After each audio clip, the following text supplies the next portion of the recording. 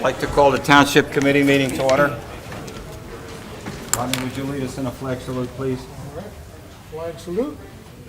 I pledge allegiance to the flag of the United States of America and to the republic for which it stands, one nation, under God, indivisible, with liberty and justice for all.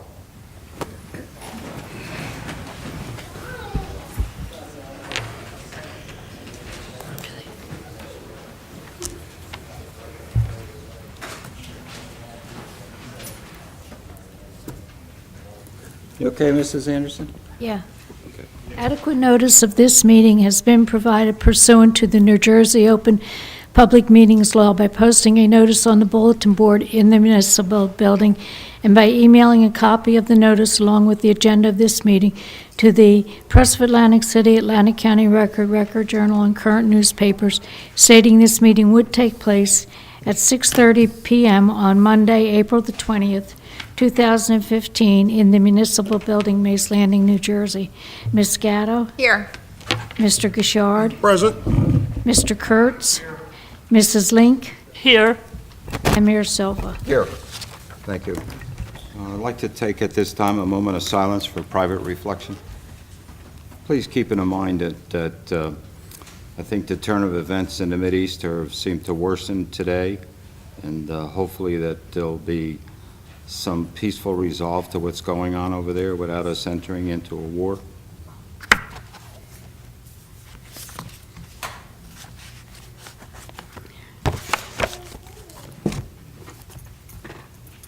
Gosh. Geez, as I look out in the audience, I said, oh my God, what happened? Did we do something wrong to have this many people out there? No, but I understand why you're here. It's for the young people who are going to get this proclamation, these proclamations that are going to be presented tonight. Amy and Rodney, would you please? And it's for you young people, so remember that. All of these people came here for this.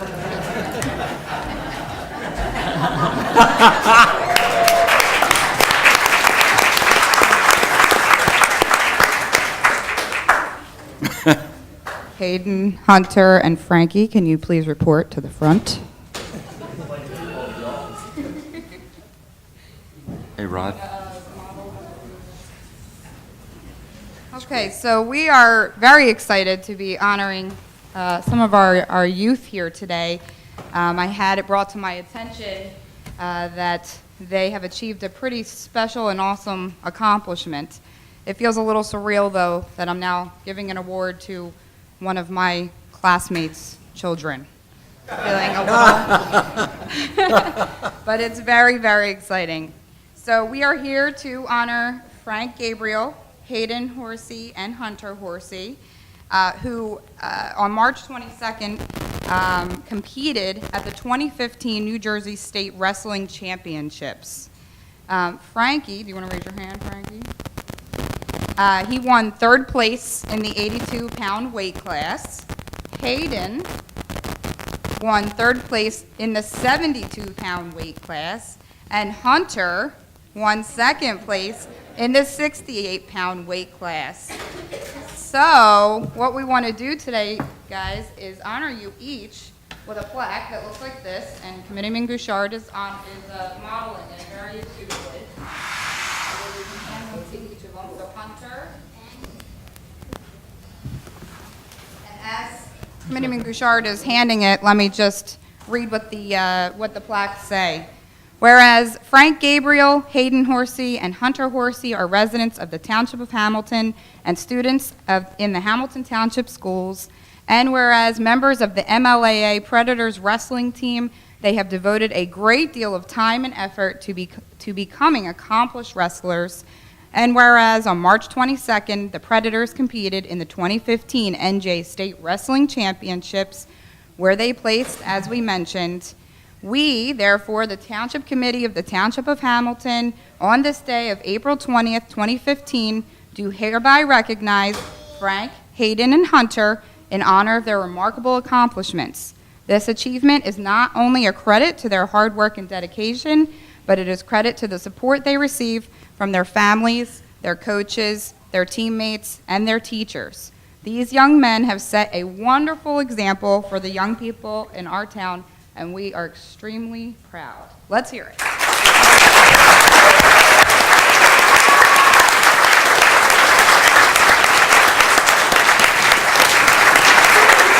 Look at that.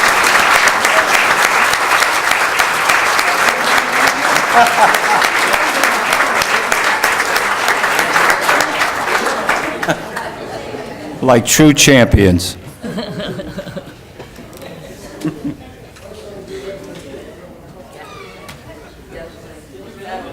I wasn't much of a wrestler, guys, but I was a wrestling manager.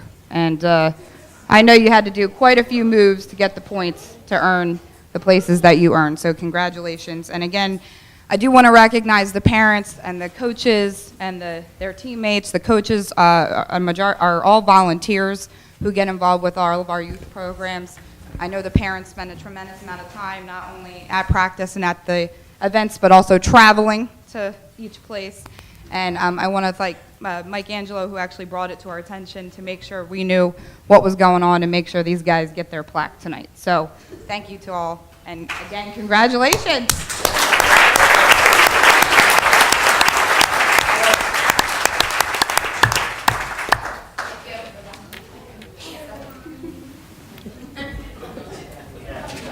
See, guys, I told you everybody in the audience was here for you.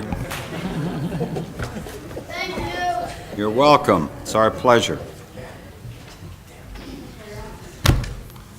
Okay.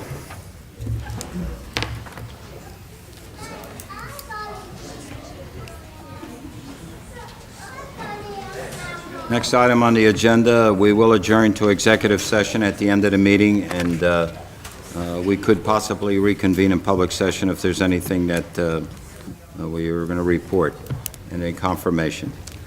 Next item is addition or deletion of late items for consideration tonight. So moved. Second. A motion is second. Any questions or comments? All those in favor? Aye. Aye. Opposed? Motion carries. Next item, early public comment on agenda items not listed for public hearings. Michael, is there anything? Yes, sir, Mayor. John DiAgostino, 6H.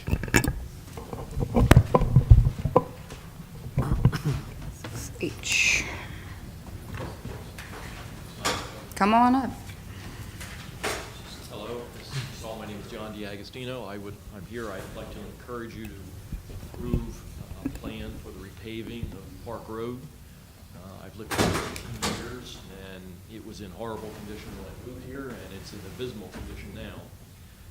I would also encourage the township engineer to speak to the county engineer about some sort of plan for the repaving of Mill Street as well. It's on the list. It has, shall we say, declined in condition since I believe we're doing a project there. Thank you, and I believe that you'll later on the agenda, John, you'll see that item H, yes, will be discussed, and I'm sure the committee people will make whatever recommendations that will be necessary. And thank you for your comments. Thank you for hearing me. Is there anything else, Mike? Yes, sir, Mayor. Jim Link, 6H. Jim, why do we know you? While Jim's coming up, Bob, Mill Street is on the list, on the county's list to pave, correct? Yeah, I'm not sure if the entire street is, but I know that as part of the restoration for the MUA project, they were required to mill and resurface that section that was excavated. Perfect, I think it's thanks. supposed to be the second week in May is when it's planned. Okay, thank you. Jim? Thank you, Mr. Mayor. Committee, Jim Link, 676 Park Road and 763 Park Road as well, where we live and have our business. I just want to thank committee for all the work they've done since the last 2 weeks that a lot of my neighbors happen to be here to discuss the situation with Park Road and where it may stand in the order of repair. I don't want to belabor it. We all needs a lot of work. You guys know it needs a lot of work. And again, thank you for your deliberation. I would urge that you approve that it not just be improved, but that it be finished. My point tonight is that the work isn't part, or shouldn't be, maybe it's a semantic thing, but isn't part of the 2015 road improvement program, okay? Last year, it was work done, right? The MUA did their work, they put the pipes in. So what I'm saying is that that Park Road should actually be on the 2014, or whenever it was originally planned to open it up to do what the MUA had to do. So this is just a continuation. What I'm still concerned about is the plan. Last time I was up here, we talked about a number of tools which are used, either handwritten or computer-based plans to get things done. List of all the activities, list all the sub-activities, list all the times to start, the duration of each activity, okay, and their interdependencies, so that you as managers can watch what's going on and make sure that whoever's doing the work is accountable for when, where, and how much each phase of that plan is supposed to happen. Okay? So I would urge engineer, township committee, to get that plan together so that we can alleviate the anxieties that those of us who use Park Road, who live on Park Road, can know where we are in the course of it getting done. Thank you very much. Thanks for your comments, John. Jim. And by the way, Jim, we have a very competent township engineer. Oh, Sure, no, no. And you know him well. Indeed we do. Okay, thank you. Okay, anyone else, Michael? Yes, Guy Tunney, 6H. Good evening. Good evening, Guy. I'm not mad at you. It's all right. You do a pretty good job. Huh? No, I appreciate your standing up and having your comments. Everyone has a right to it. Pretty happy. And you're very welcome to do it. I think a lot of people in the Park Road area have been patient for a long, long time with conditions that we put up with on a daily basis. And I don't think there's anybody in this room that probably has more mileage on Park Road than me. And, you know, I understand the process, but I also understand this road was scheduled to be paved, I believe, back in 2010 or 2011. And I'm kind of curious why, you know, certain other roads are now leapfrogged in front of Park Road and Park Road condition that it's in. I think if necessary, you should invest in Park Road because Park Road is a, I mean, Lake Lenape area is a jewel to the community, and if not the county. And you have a lot of local events there that happen throughout the course of the year, from the crew to the powerboat racing to wine festival to hometown celebration. And, you know, the perception people have when they come and they have to travel this road is the township doesn't invest in itself.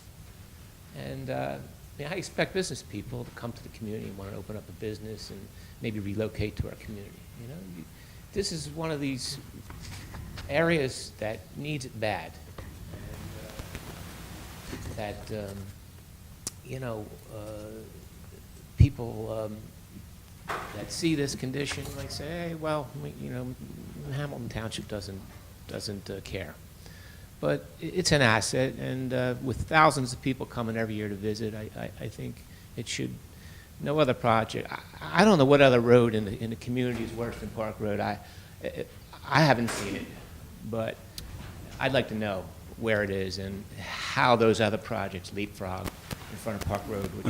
Guy, I don't think it's a question of leapfrogging, but if I may sum it up, the comment was made at the last meeting that one individual almost lost her religion driving down that road. We don't want to see anybody lose their religion, so I think all the comments are well taken, and I'm sure, based on what the liaison's recommendations will be tonight, I'm sure things will work out. Okay, and I thank you for your comments. Thank you. Is there anyone else, Michael? That's all. Don, were you going to say something? No, I'm good. Okay. That's it? That's all. Thank you. Thank you, everyone, for your comments. Okay, the next item on the agenda is the item number 5. It's the 2015 budget. This is a public hearing. Is there anyone in the public wish to speak on it? Now, I know everyone out there came here for this, so. Okay. Anyone wish to speak on the budget? For those of you that were here, it was introduced several meetings ago, and we have the period of time where we wait on it and then before it can be voted on. Move to close the public portion. I'll second that. Have a motion and a second. Any questions or comments to the motions? All those in favor? Aye. Aye. Opposed?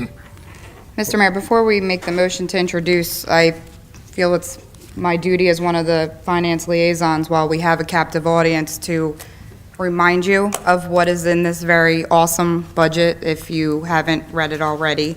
It is available on our website, I believe, if anybody would like to get a copy of it.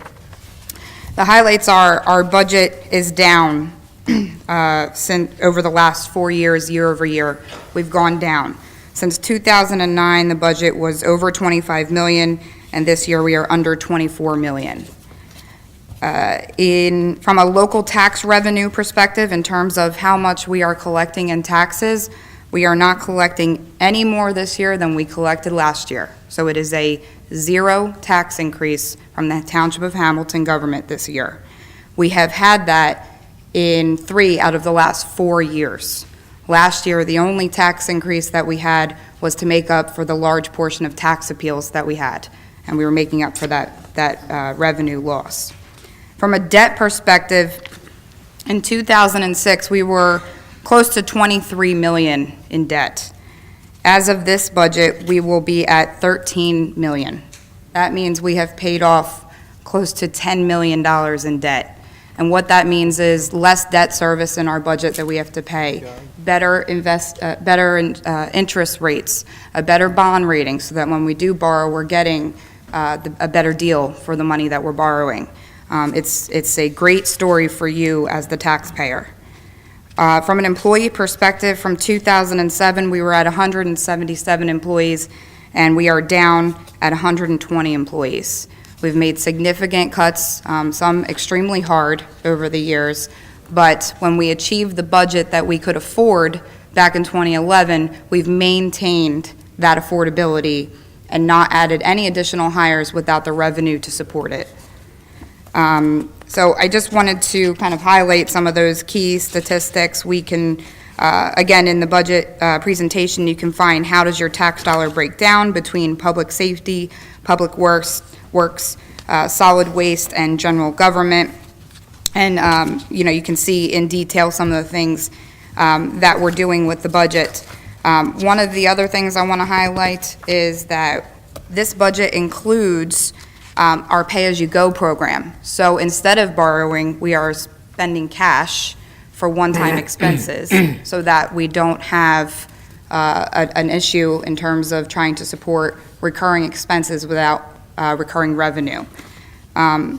We are continuing to reduce debt. We have our pay-as-you-go plan as we continue. We're continue to fund for public events, and we are not raising taxes. We have no structural deficit. We have no layoffs or furloughs. We have no school deferrals, and we have no elimination of services this year. So we are extremely proud of this budget. It's not been an easy road to get here.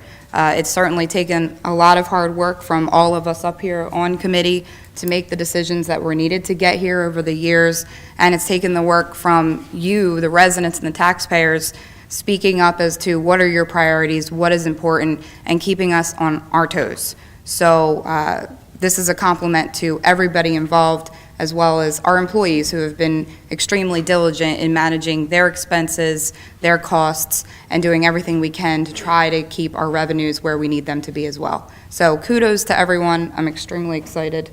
And, and thank you for that, Amy, because sometimes, since we're at this every year, one of the highlights, too, the other day, as part of that pay-as-you-go program, we delivered a new fire truck to Cologne, and we wrote a check to them to the supplier, the manufacturer, for $428,000. We didn't finance it. It was budgeted for it, and pay-as-you-go, and that's the program. One of the things that we're all mindful of is, regardless of where you live in our township, regardless of how much taxes you pay, regardless of what your financial status is, we're cognizant of everyone in this community. And I'd just like you to know that no one up here is in favor of raising taxes. Now, when you get your tax bill, you're going to say, well, you didn't raise taxes, but yet my taxes went up. I would ask you to look at your tax bill very carefully and look at where your taxes went up. Regional school system, local school system, county budget.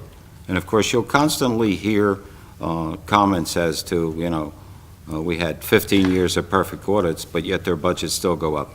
If we can find a way to deal with financial difficulties by making proper decisions year in and year out, and it's by committee as a whole, not one or two individuals, then I think other entities in our community, both the schools and the county, can find a way to do the same.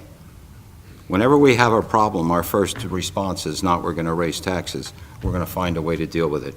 And I think a lot of that is through good financial management, and we try to run this community the way you would run a business in a lot of respects. So kudos to everybody on committee, and thank you as residents of this community, because we do recognize your plight in life. So, Mr. Mayor, I just want to point out that fire truck was $513,000, I believe. Is that correct?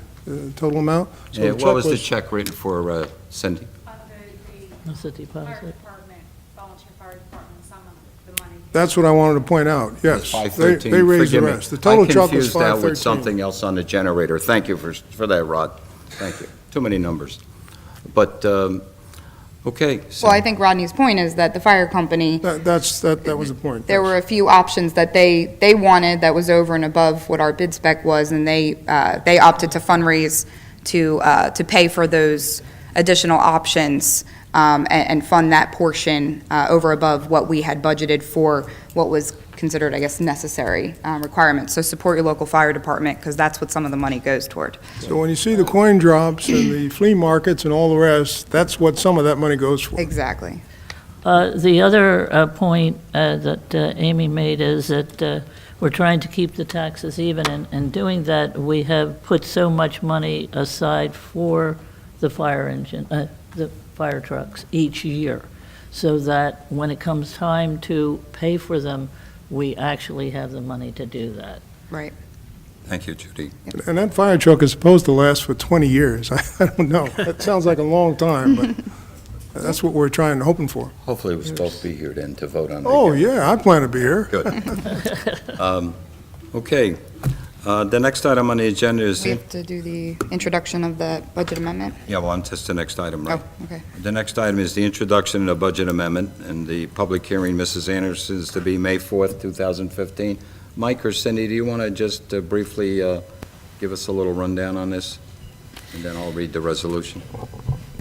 Yes, the budget amendment, once every 3 years, the state audits your budget. This is our year for an audit. They found that we were giving too much direct aid to the fire companies, and that we have to switch it from direct aid to operating. So they're going to get the same amount of money, but instead of it being direct aid, it'd be in an operating expense, such as equipment maintenance, vehicles, things like that.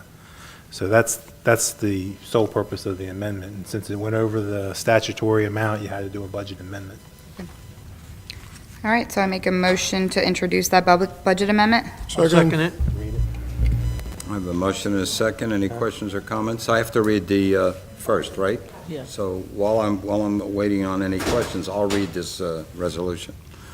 Resolution to amend the budget. Whereas the local municipal budget for the year 2015 was approved on the 16th day of March 2015, and whereas the public hearing on said budget has been held as advertised, and whereas it is desired to amend said approved budget, now therefore be it resolved by the Township Committee of the Township of Hamilton, the County of Atlantic, that the following amendments to the approved budget 2015 be made. Anticipated revenues will go to the aid to volunteer fire companies from $422,400 to $150,000, and the miscellaneous other expenses would be $272,400.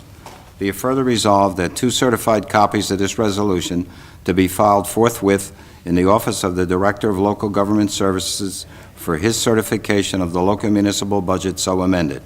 Be it further resolved that this complete amendment, in accordance with the provisions of NJSA 48:4-9, to be published in the Atlantic County Record in the issue of April 22nd, 2015, and that said publication contain notice of a public hearing on said amendment to be held at the municipal building at 6101 13th Street on May the 4th. And this is certified by.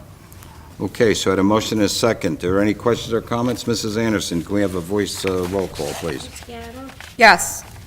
Mr. Gashon? Yes. Mr. Kurtz? Yes. Mrs. Link? Yes, Mayor Silva? Yes. All yes and carried. Thank you. Okay, the next item on the agenda is discussions where formal action may be taken. A, the 2014 audit report. Carol, would you, just the auditor, would you care to please come up and use the mic over here and make some comments, please? We all have copies of the audit. We've had a chance to receive it, and hopefully everybody reviewed it. Good, Carol. Good evening. For those of you who don't know me, my name is Carol Canary. I'm with Ford Scott & Associates in Ocean City. And I just want to thank you for the opportunity and the confidence that you've shown in our firm over the past many years. It was definitely a pleasure being here working on the audit this year. I want to thank all of the governing body. I especially want to thank the staff and especially the finance department for their cooperation, their professionalism while we were here working on the audit. It definitely makes our job easier. And that being said, the results of the audit clearly show the professionalism, the conscientious employees that you do have here. There are no findings. No findings, no recommendations. Your financial condition is stable, as you could see, and based on the budget results, you definitely have a plan moving forward on how to keep the tax rate stable and keep things moving forward, as you have been. I know you did make many tough decisions over the years, and things are leveling out, and hopefully they will stay that way moving forward. Thank you, Carol. Thank you. Thank you. Again, we Might I are, remind everyone that this is the fifth year in a row that we've had an audit of this nature where there's been no findings or recommendations. And I think that bodes well for all the professionals that work in all our offices. Considering what Amy said before, that the number of employees is down from 177 down to 120, it speaks well of the people, because what's happening is they're doing a magnificent job. They happen to be doing more with less, and I don't know how you could do any better than having an audit without any findings. And, you know, that is our report card. That's the one we use internally to see how we're doing. And I'm sure many of you, if you work in, whether you work in government or private industry, audits are very important, and we're happy that it came out this way. At this point, I need a resolution certifying that the governing body and members have received and reviewed at minimum the comments and recommendation portions. so moved. Second. A motion and a second. Any questions or comments? Mrs. Anderson, can we have a voice roll call, please? Ms. Gatto? Yes. Mr. Gashard? Yes. Mr. Kurtz? Yes. Mrs. Link? Yes, Mayor Silva? Yes, All yes and carried. and thank you. And thank all the employees. I thank you publicly for that. Thank you very much. Next item on the agenda is the authorization to submit an application for the 2015 Recreational Trails Grant for a proposed Leapy Complex walking trail. Mike, did you want to say anything? Yes, sir, Mayor. Our master plan out at Leapy Park includes this walking trail. And although it wasn't planned for this year, we found an opportunity to apply for funding of $24,000 of it. So the reason it's on the agenda is if we get the $24,000, we'll need the other 100. We think it's a good opportunity to try to fund it with outside money, or at least a significant part. I think it makes sense. When the Leapy track was purchased, and of course, Jim, you know when that was done. That goes back into the early 90s. We purchased, the township did 60 acres of land at the Leapy track. And there was a grand plan there at that time. I think it was for 9 balls. There was going to be a jogging track around the entire complex. There was going to be a golf driving range. There was going to be a lot of other amenities there. Unfortunately, we ran into 2 nesting pairs of grasshopper sparrows, who in this day and age take precedent over the recreation for our youth. How that ever happens, I don't know. I mean, I compare, it's not as comparable to California, where they're trying to save a species of fish, and as a result of it, they're having a drought out there. So, you know, the federal government places their, and the state government, when it comes to wildlife, places their emphasis in the wrong arena. So we lost 20 acres of ground out there for perpetuity. We'll never get it back. And we've got to constantly pay to monitor these 2 nesting pairs of grasshopper sparrows. I'm only sorry the hunters weren't working at that time because, look, as much as I like wildlife, I think our youth are more important. I believe recreation is prevention, and the more of it that we can provide, along with grants of this nature, if we can get it, will make a lot of sense, and it'll have a great advantage to all people from all walks of life to go out there and enjoy it. So we thought this would be a great venue to start, so. Great. Make a motion to authorize the application. I'll second it. I have a motion and a second. Any questions or comments? Yeah, I did have a question. The grant is for $24,000. The total cost will be somewhere in the area of $124,000? Is that, did I understand that correctly? Approximately. That's without bids, that's the estimated cost. Oh, okay, and the totality of the grant, there would be 24, there are no other grant sources to add to that, I would imagine. Is that right? I'm aware of. Okay. Well, we'll keep searching, and I know you're Yeah, a great, I was you're a just- great proponent of that, and I know Judy's the same. I Yes. mean, you always like to look for grants, and obviously, you'll hear later on in this agenda where there's been other grants, and they do help defer the cost of us putting that money into capital to do this. I think Amy brought up a good point. The fact that when you pay down debt, or you free up all those interest payments, so you can utilize that money into other projects that have a useful life of at least 10 years or more, and it makes a lot of sense. And the timing is right, our bond rating is great, and I think, we'll just see how things go. I know Atlantic City wish it was as good as this, but obviously at that point, they'll be struggling, and hopefully we won't, so. Just another quick question. What's the perimeter of that course? It must be close to a mile. It is, it was six, Perimeter would almost be a seven. mile, but not doing the full 6.634. What was it, Bobby? .634 of a mile. Yeah, Around the total trail. yeah, you'll see it right All right, here. well, I'm certainly inviting, when it's finished, everybody to come out there and get some exercise. You can ride your bike around it dozens of It's times. too short for a bike. Okay. I was just going to mention that one of the things that Rodney and I had accomplished going to the Pinelands was getting the go-ahead for the lights that will be lighting this field, because they were afraid that the birds of prey would sit upon the, the lights.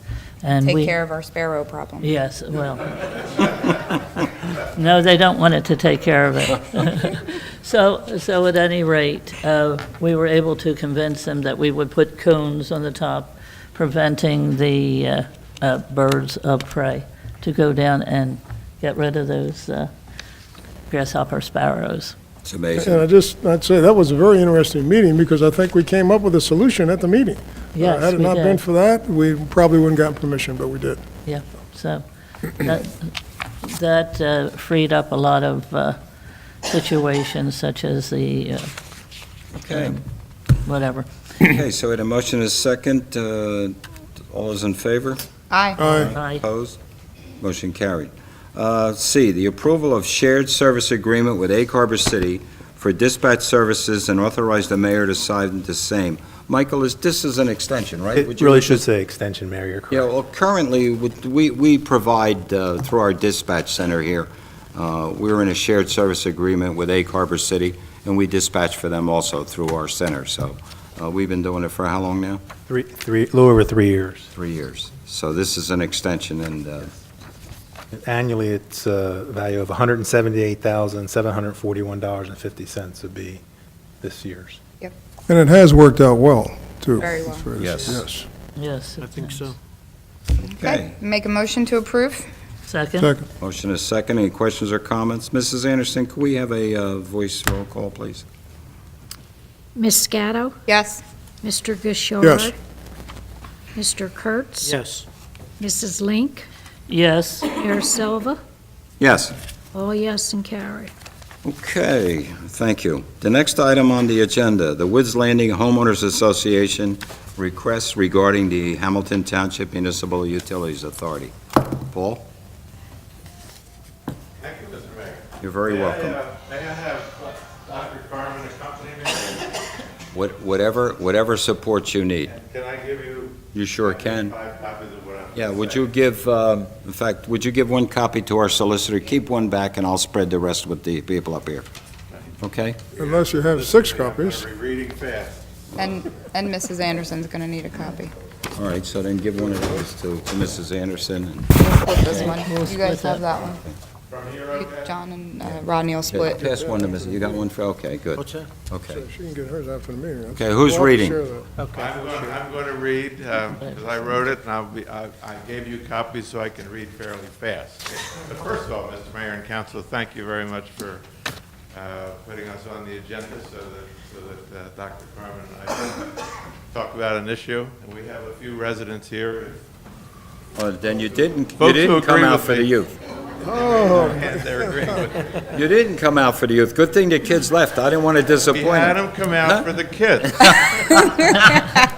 And we came so that they would understand that it's not your budget that causes any tax increase. Okay, thank you. Thank you. Well, see, you learned something tonight, and thank you. Well, our residents very much appreciate the council, actually. We understand how good a job you've done at trying to keep our Committee. tax rate down. Thank you. And the city tax rate is indeed down. We're here with our many residents to present our belief that we're being treated unfairly under the HTMUA policy, not servicing or maintaining our hydrant, water, and sewer systems.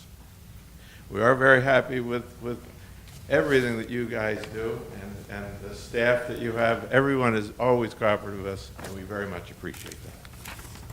When Cara went bankrupt, there were 143 homes sold. Fernmore, taking over in 2009, has now settled 24 homes, and 8 more are under construction or sold. By the summer, there will be 175 homes in our community. I'm sure that you recognize that we are good neighbors, a beautiful community with few costs for the town, and no children in the schools. So it's not our fault. We were shocked in June 2013 to learn that the HTMUA considered Woods Landing a private community and would no longer flush our hydrants, nor would they provide any services or repairs. They had been flushing our hydrants for 8 years. We consider this absolutely unfair, since the bills that we pay are exactly the same as all other residential customers. Others, however, do not have to contract and pay for hydrant flushing and repairs and maintenance of these systems. So our residents pay a share of the repairs for the entire system, but must pay for our own. For example, you're discussing the Park Road MUA project. Every customer, including us, will pay a share of that $2 million project. User bills also paid for the projects along Route 40 and HTMUA flushing of hydrants throughout the township. But Woods Landing customers have to pay to get our hydrants flushed, checked, and valves repaired. So we pay for the entire service area except our own. I will explain why that is not only unfair, but we believe improper. My first reaction to the request was to request that they provide the services as a courtesy, or do we enter into an agreement in which we would pay the MUA for such services? They turned us down. I then asked for some sort of evidence that we actually owned the systems. After a year, we received no such evidence, so we made a presentation to the authority to consider giving us relief. We were told at that meeting, July 2014, they would consider our request, but their policy is that private communities own and must manage their water and sewer systems. Subsequent to that meeting, we decided we had to resolve this issue because of the devastating Fairways fire for which the MUA claimed no responsibility. We requested the MUA test our systems for pressure and flow, but they refused. So we hired a contractor to get that done. The MUA notified us in January 2015 that at the December 2014 meeting, they rejected our request for relief, stating there is no legal obligation imposed on the MUA to assume responsibility for our systems. We were told that since our streets are private, the systems under them are private. We tried to find out which other communities in the county and MUA area have this private community situation. We filed an OPRA to find out what they were, considered private and any other pertinent information. The OPRA request resulted in a list of 14 rental and condo communities in town. no single-family development was listed, including, oddly enough, fairways. Our research shows that very few fee-simple, single-family home communities in the state are required to service and maintain these basic public utilities, except in rural areas that have their own septic and well systems. I don't have a number or percentage, but people in the industry tell me it's very rare. The reason is probably quite simple. The New Jersey statute that authorizes municipalities and counties to create MUAs requires that they set rates to be uniform throughout the district for the same type, class, and amount of use, products, or services of the water system. Is the MUA in compliance with that law, since they do not provide the same type service for our community?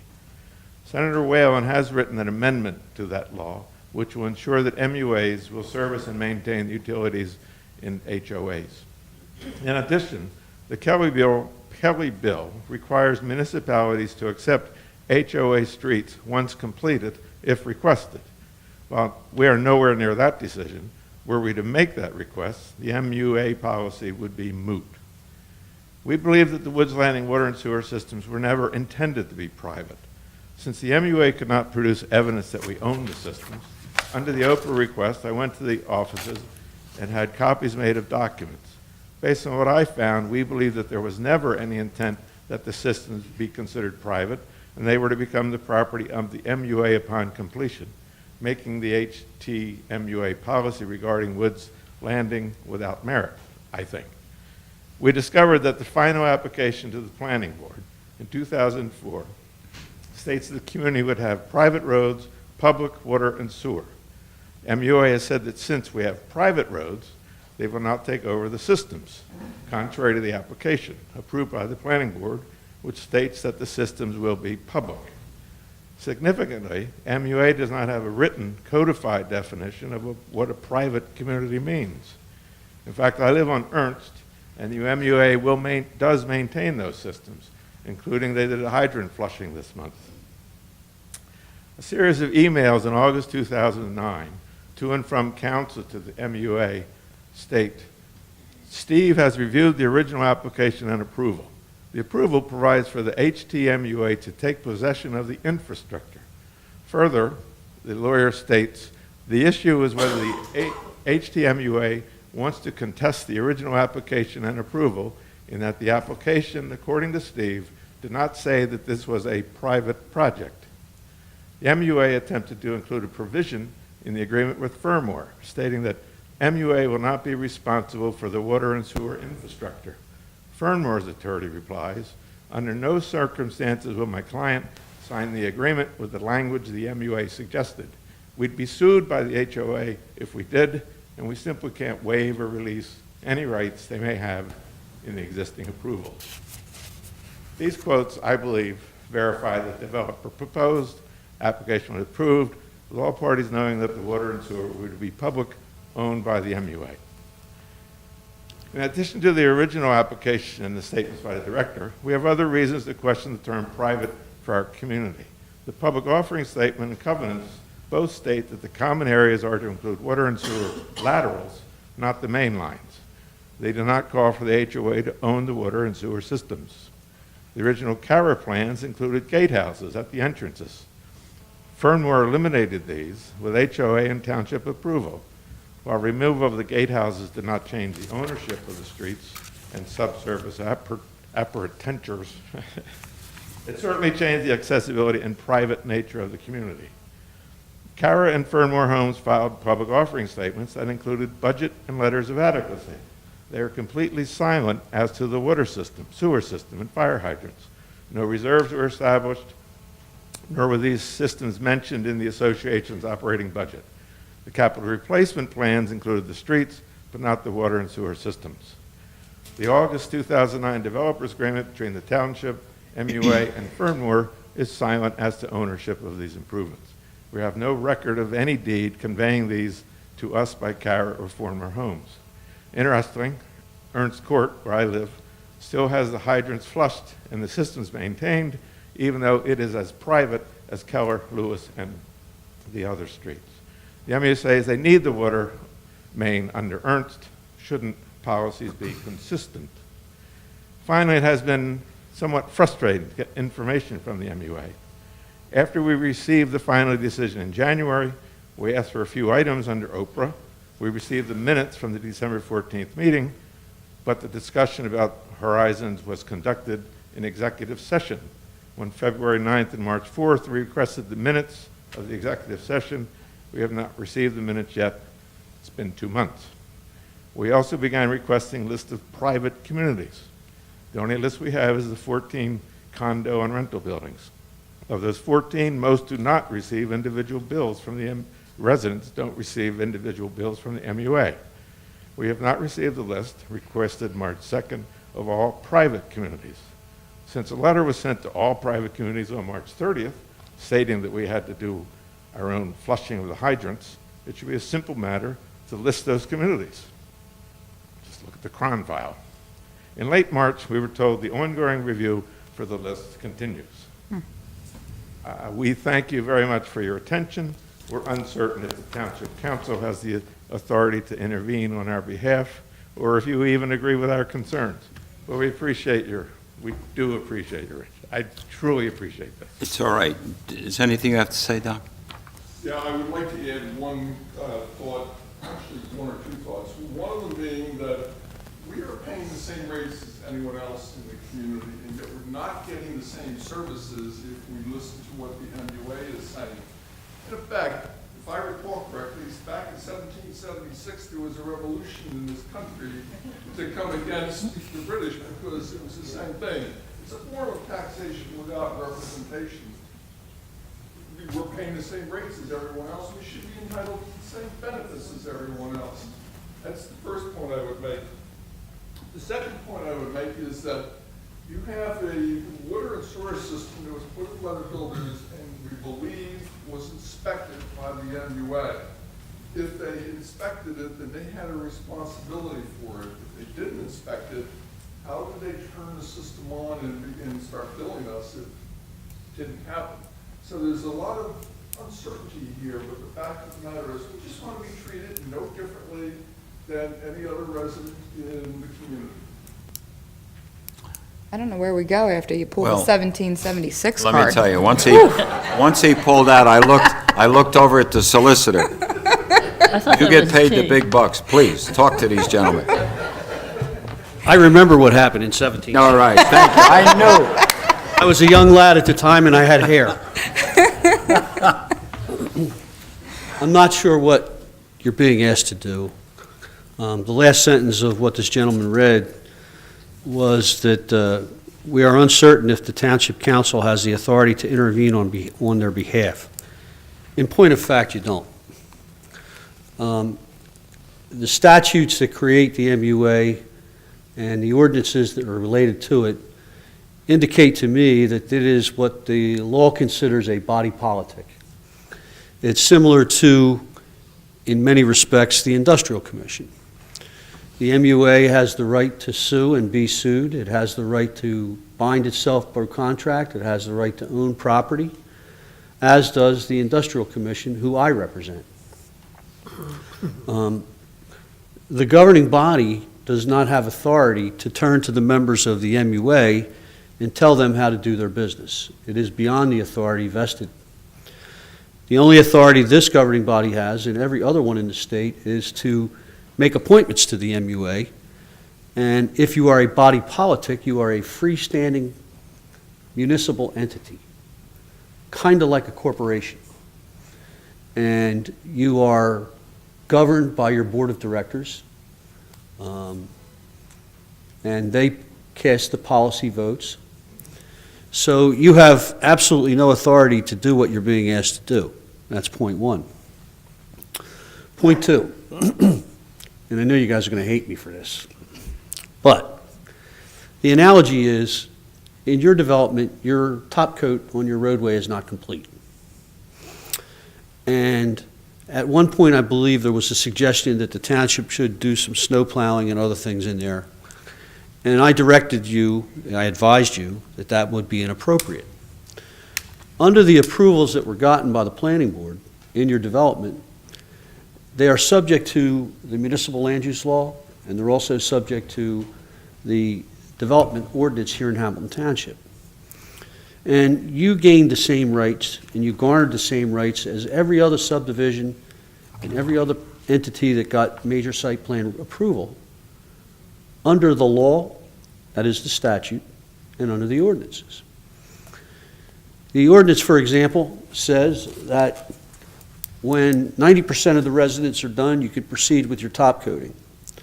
And when the top coating is done and all the other public improvements, our engineer goes out and inspects it.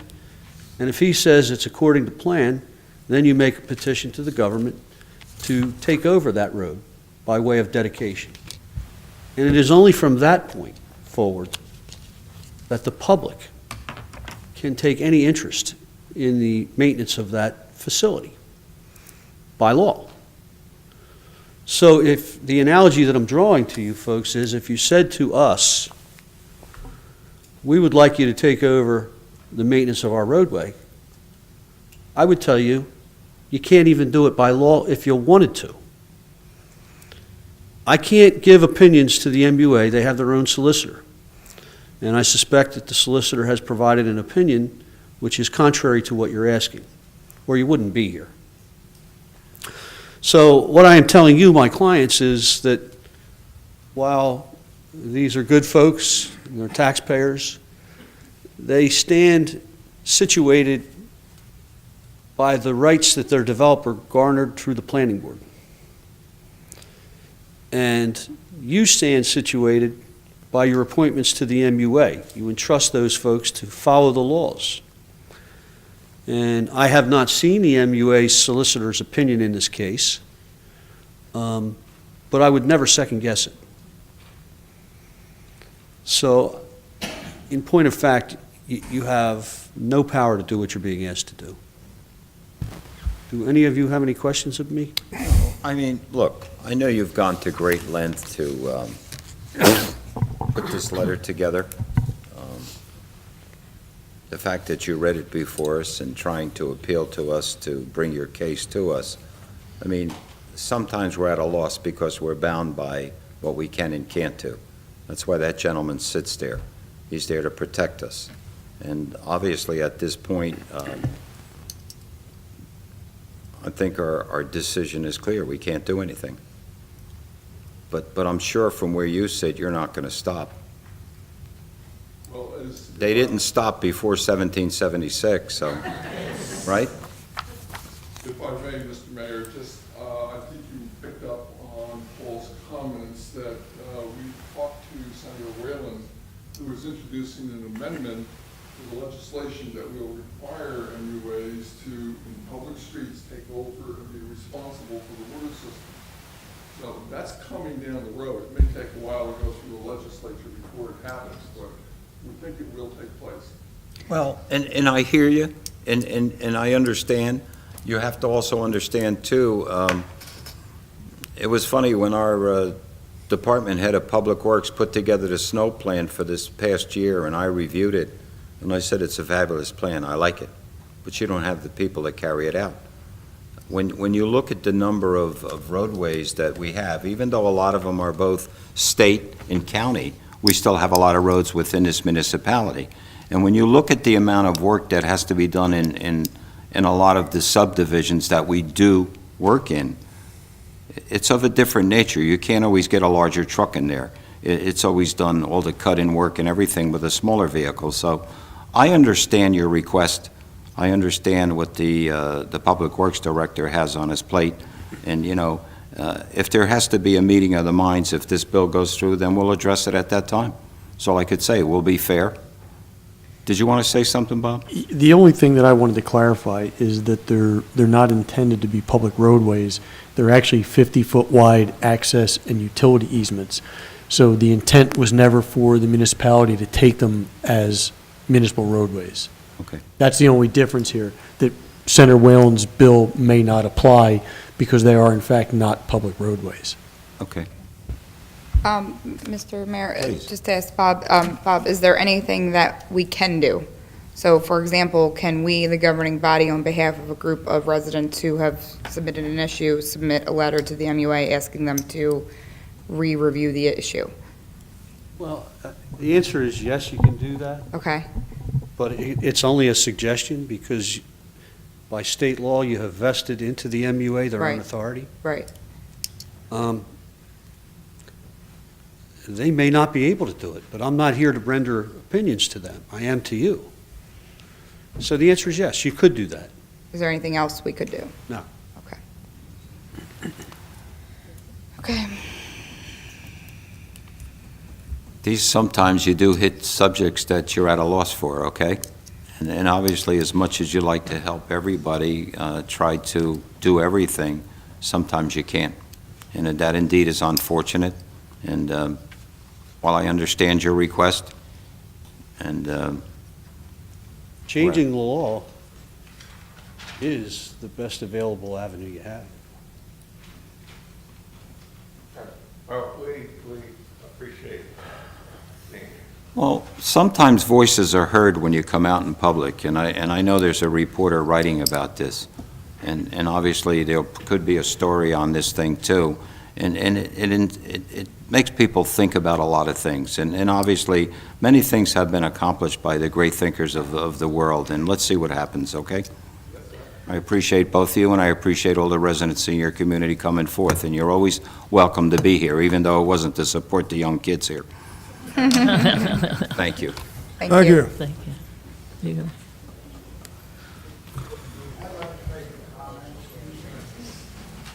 Normally I don't do that, but since you're here, I'll entertain it. Go ahead.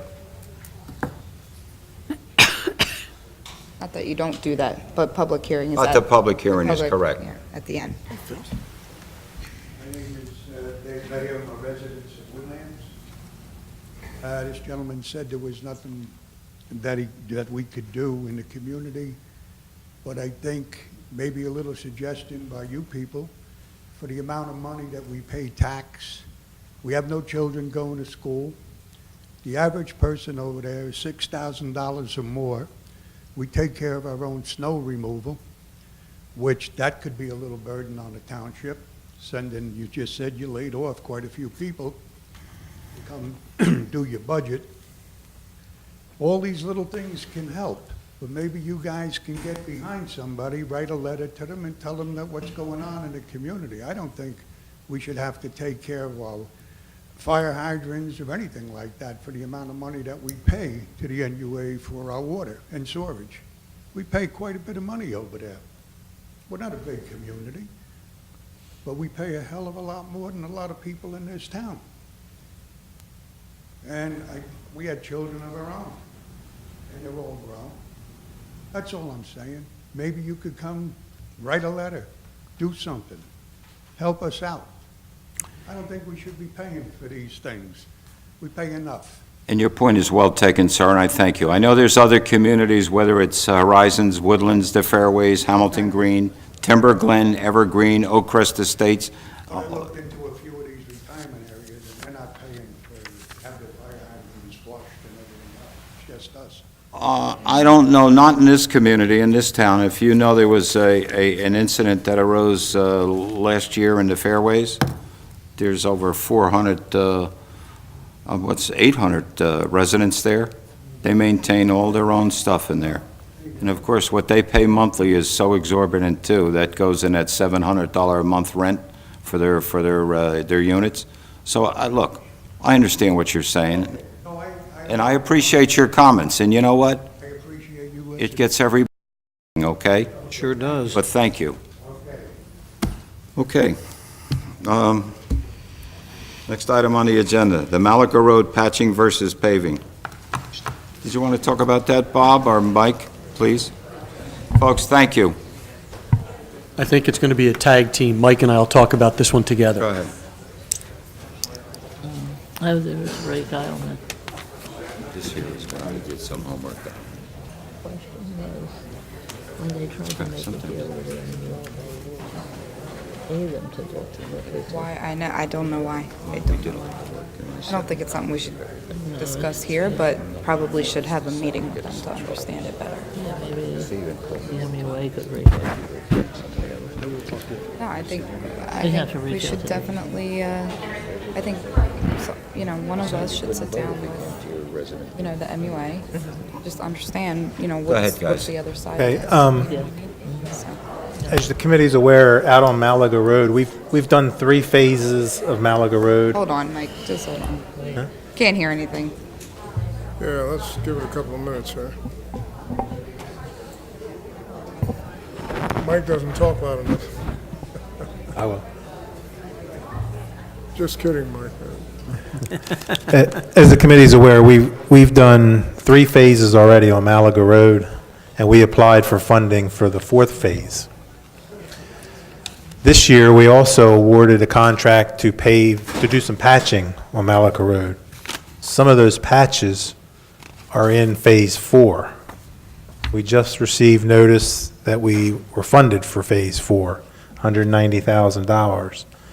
So the question is, the concern that we had at staff was that we identified these patches as needing to be patched because the roads are in rough shape.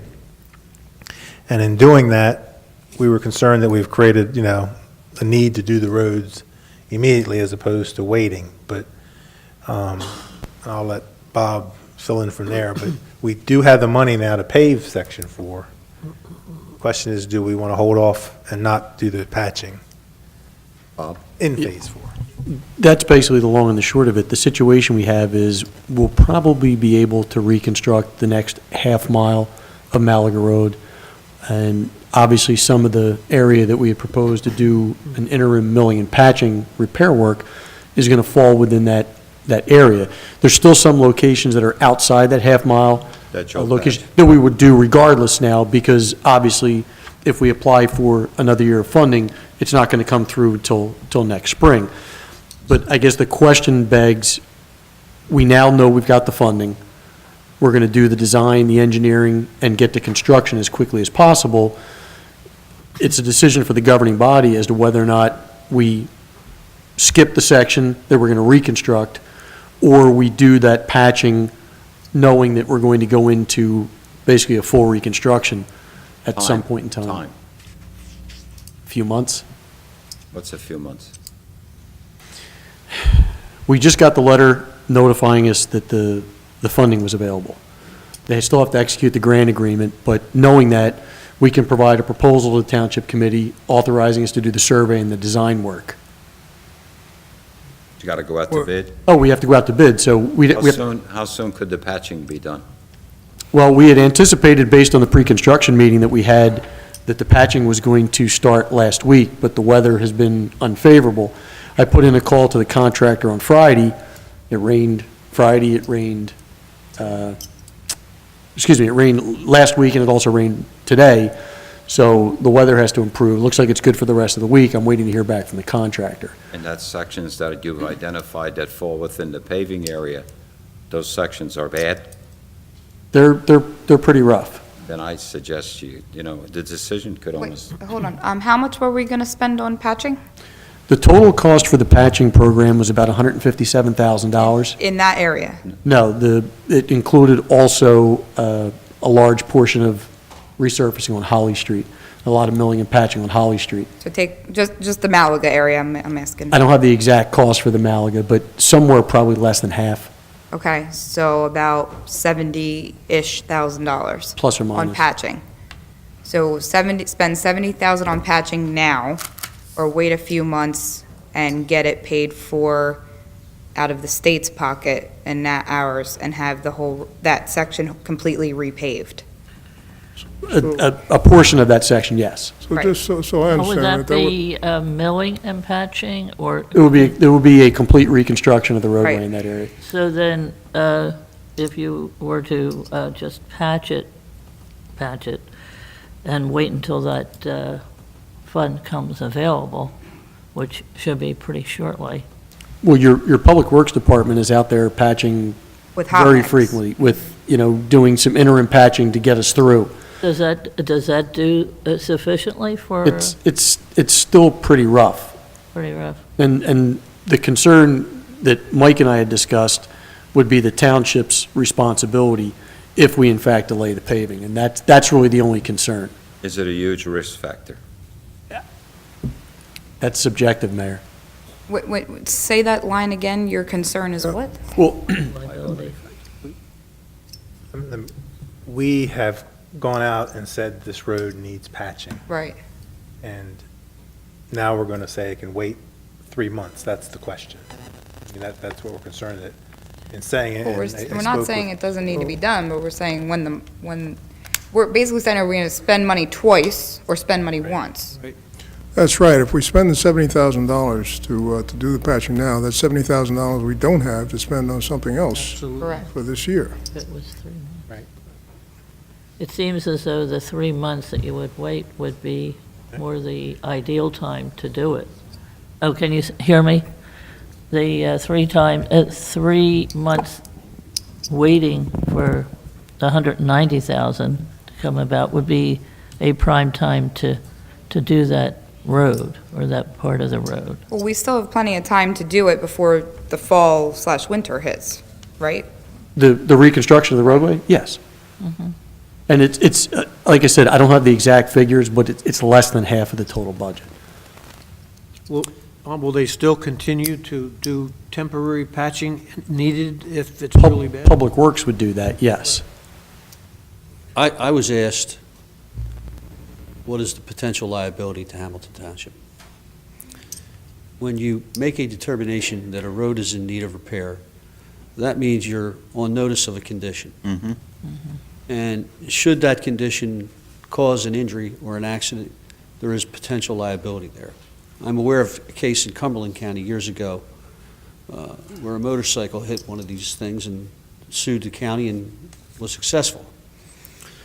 So what I'm suggesting is kind of a halfway, what I think has to happen. If you want to save the milling and patching money, somebody needs to go out there and make some decisions as to what things need to be fixed by our Public Work Department now to make it as safe as you possibly can until such time as you resurface the entire thing. That would be my suggestion. Makes Makes most sense to me. Yeah, I think that's a good call. So is everybody in agreement? Will you be able to identify that, Bob? Well, again, like I said, Public Works is out there very regularly doing interim patching in the area.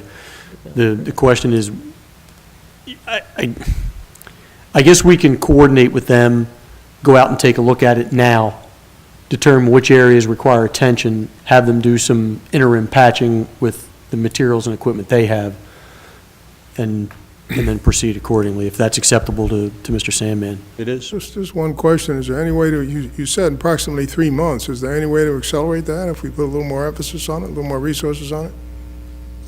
We could try, but we're also trying to potentially accelerate the road program at the same time, because we're trying to get that out to bid as quickly as possible. So, I mean, the only thing I can commit to you is that we'll do the best we can.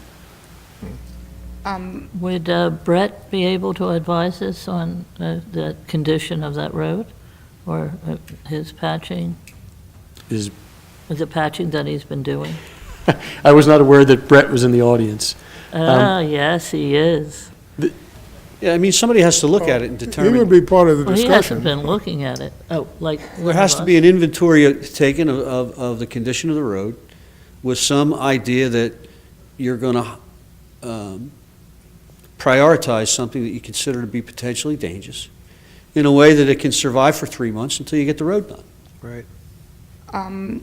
Could we, if we move in that direction, where we do the kind of short-term public work fix until the complete reconstruction of the road comes to fruition, could we set a date that if for some reason that reconstruction gets delayed or weather's That you go back in and pushing things back, that we set a drop dead and say, okay, it's not going to happen, we need to go ahead and do the patch that we had planned? I guess the only issue is that that project will probably be closed out by then, and we would have to go out for. You mean the patching project? Correct. Because, So you mean the bid would expire? no, we would anticipate having the work completed by then. All of the patching? All of the patching work that was scheduled, it will be completed by then, the contract will be closed out. Oh, And it would, okay, can we just keep the contract open? We could, but the contractor would hit us for a separate mobilization out there. It's possible to do it. So it would increase the cost, you're saying? It would increase the cost, yes. Is it possible to deal with the safety issue with signage? Or at least partially deal with it with signage? This road is scheduled for That doesn't abate- reconstruction? That doesn't abate the Or- problem. or with- No, I don't think it. It doesn't. You don't think there's anything we can do with that, no? I don't want to answer that question in a public session. Okay? Then don't.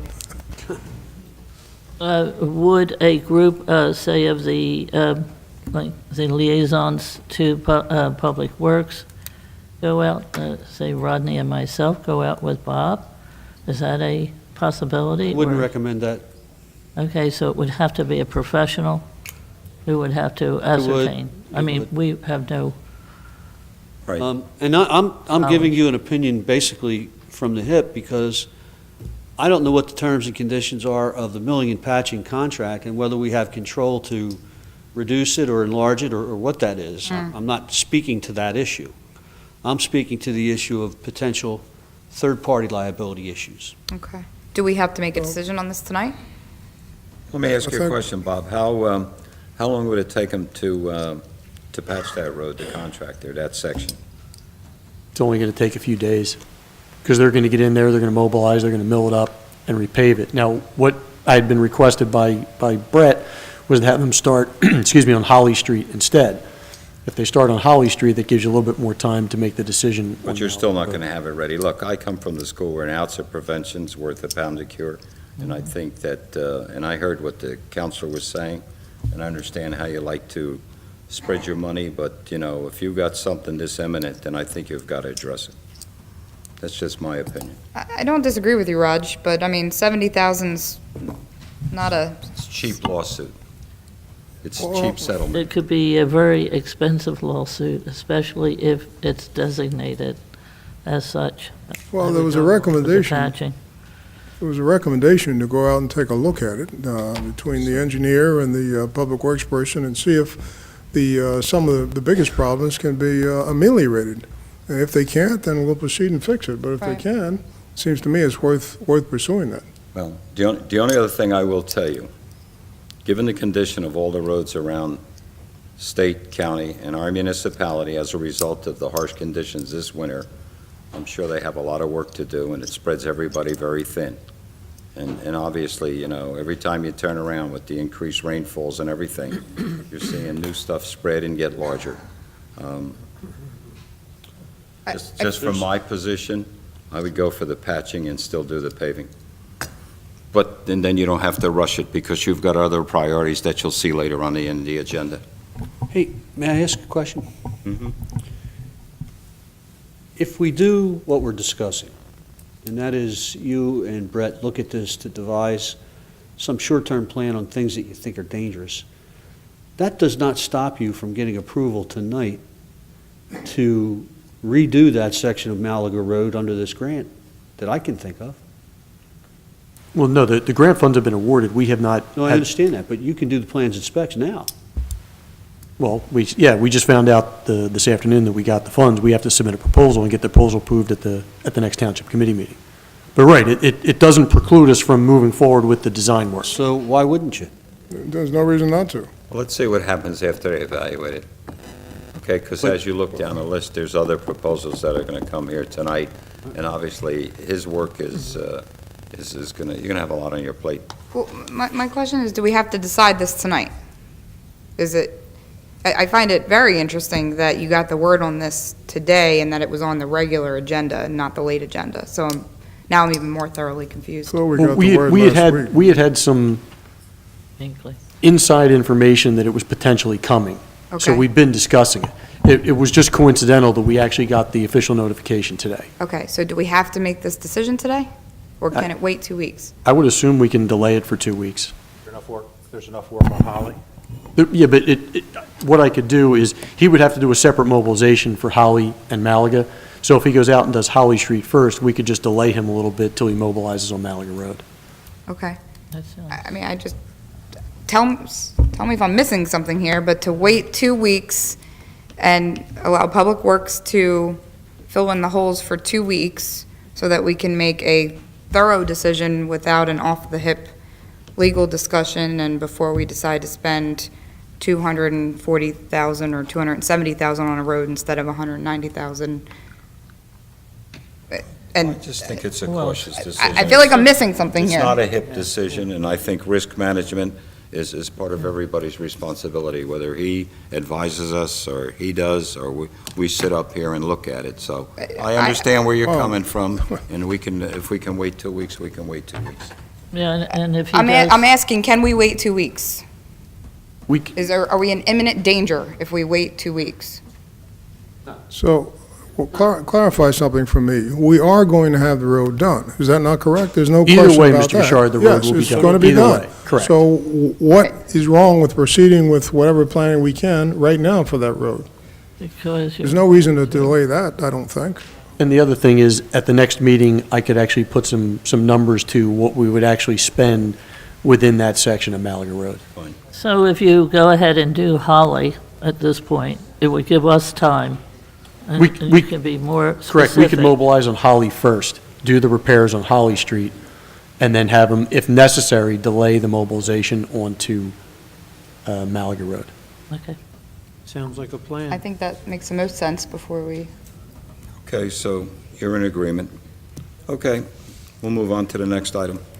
Next item on the agenda is F, approval of the 2015 Community Block Grant application as recommended by Phil Sotero. Phil? Thank you, Mr. Mayor. As far as the 2015 Community Development Block Grant Program, the county's given us a number to anticipate of $58,599, which is down, again, from prior years. In fact, just in looking at the numbers real quick, last year we were told to anticipate roughly $61,000, and we got $47,600, so about three-quarters of what we were told to anticipate.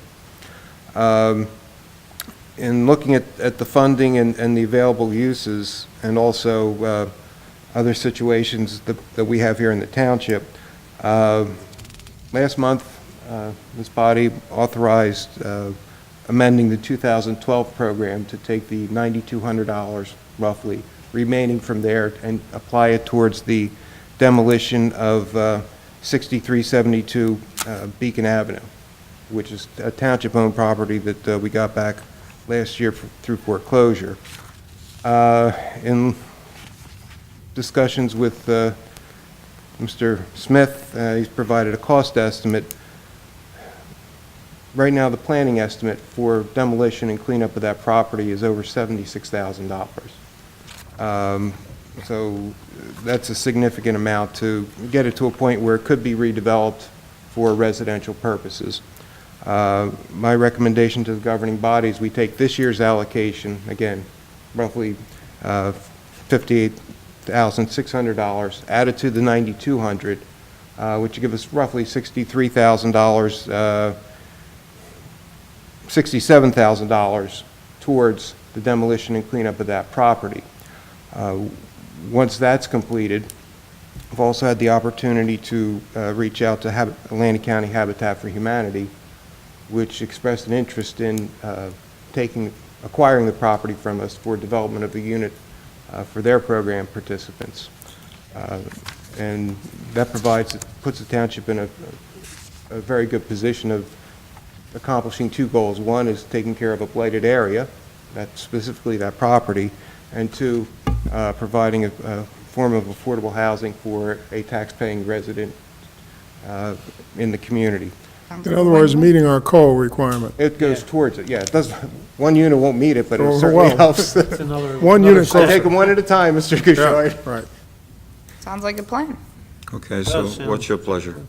I make a motion to approve the 2015 Community Development Block Grant. I'll second. Second. A motion is second. Any questions or comments? All those in favor? Aye. Aye. Opposed? Motion carries. Nice Thank job, you. Phil. Thanks, Phil.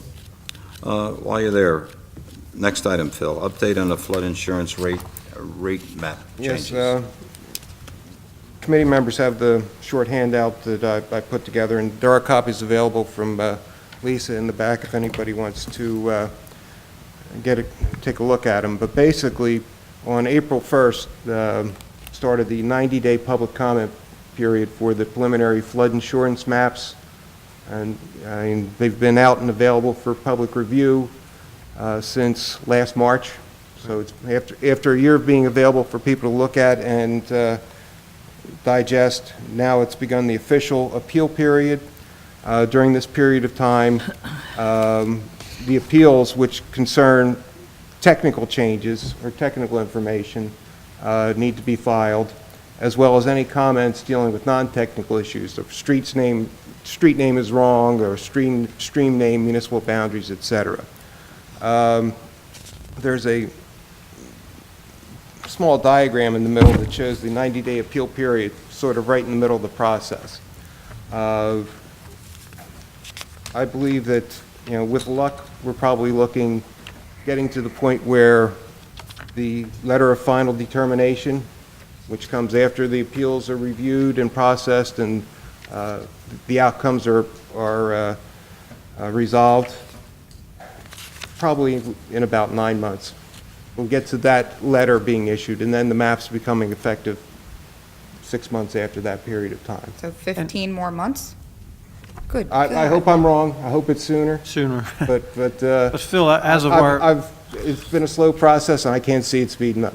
We had a meeting on this, and we had Judy was Yeah, there, that's and a we had long an time. option we had an opportunity to I was look at the spending the map. money already. And for the public's reference, I understand there'll be a website Correct. available that you can put the address in on the website of your property, and it'll show you whether or not where you were compared to the old flood map and the new flood map, therefore saving dollars on insurance that you would have had to pay out, which is another good point. In fact, the changes, which I summarized, they have a different reference datum for that, also more accurate mapping, and they're available to view and print online. And what I did with Mrs. Link's consent, there's 2 maps attached in there.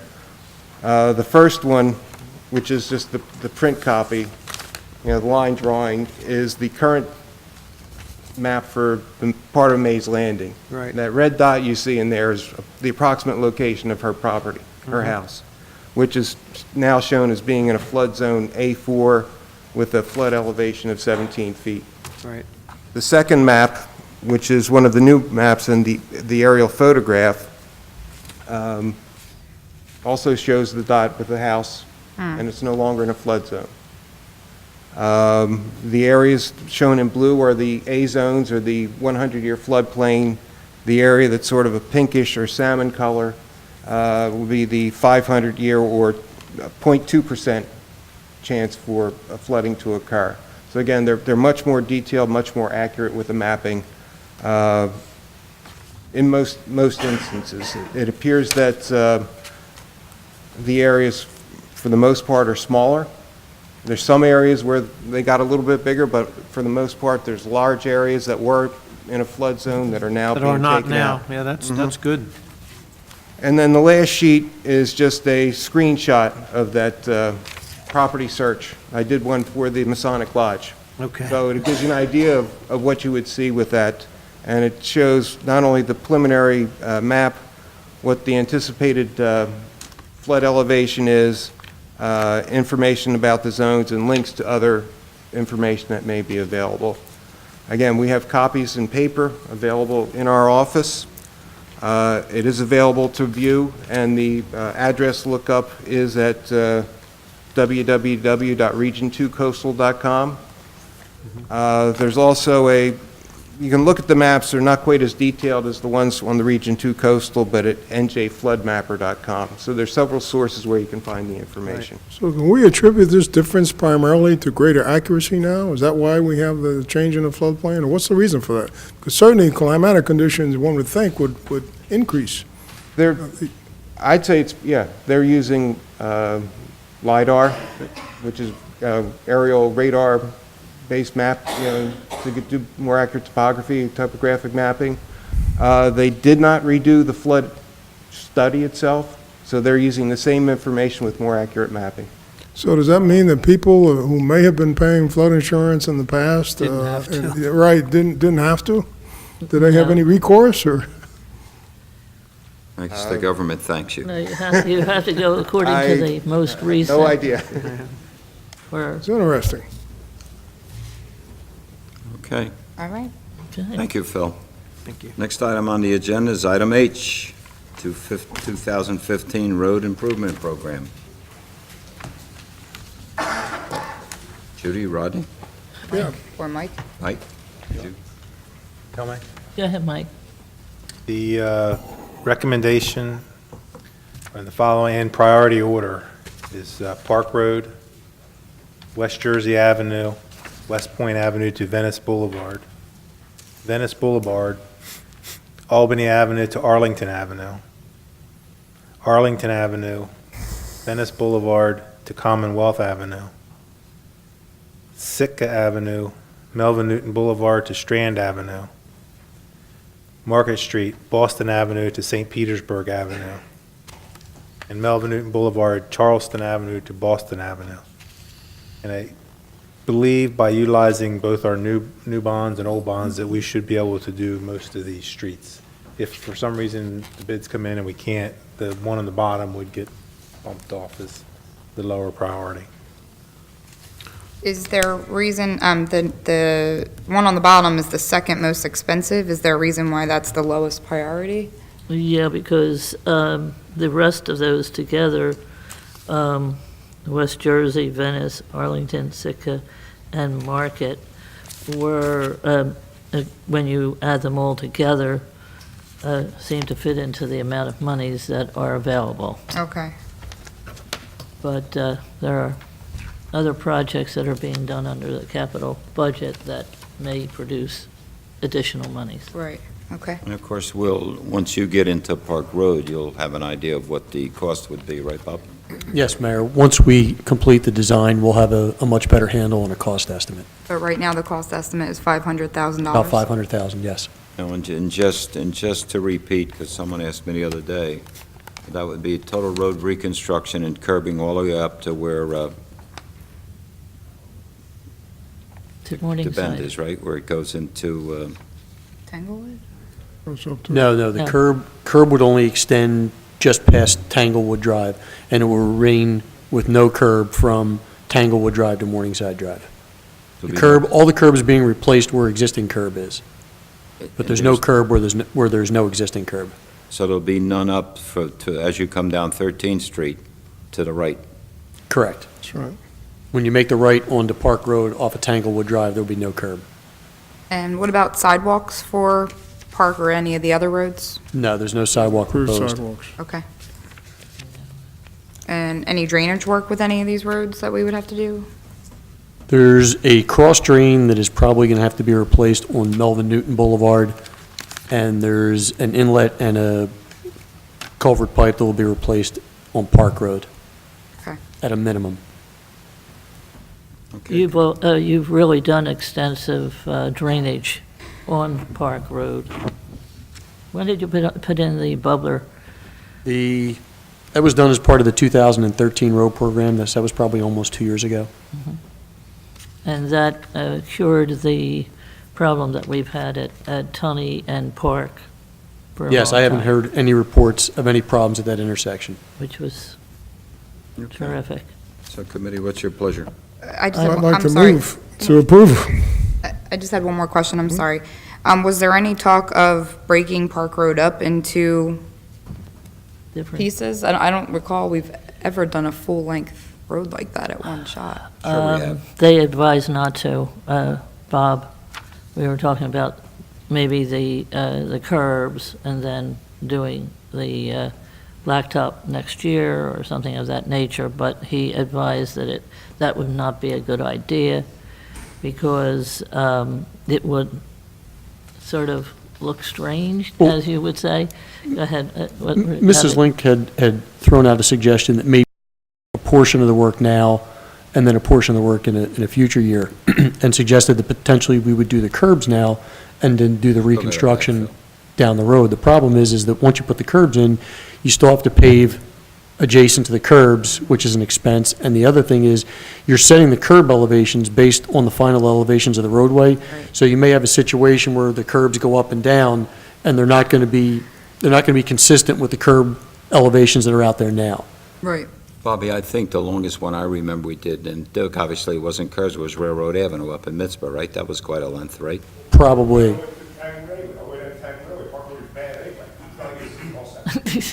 All the north side is bad. Yeah, You gotta do the whole road. yeah, we're just talking about the curbs. The blacktop will be done to Morningside. Could you hold your comments to the public portion, please, sir? There's a time I'll welcome you to speak then, okay? While they're still engaged in this communication, I thank you. Go ahead, Bob. Yeah, Railroad Boulevard may have been the longest stretch that was done as part of one program. That was a pretty long stretch. That was from West Point Avenue all the way to the Buena Vista Township line.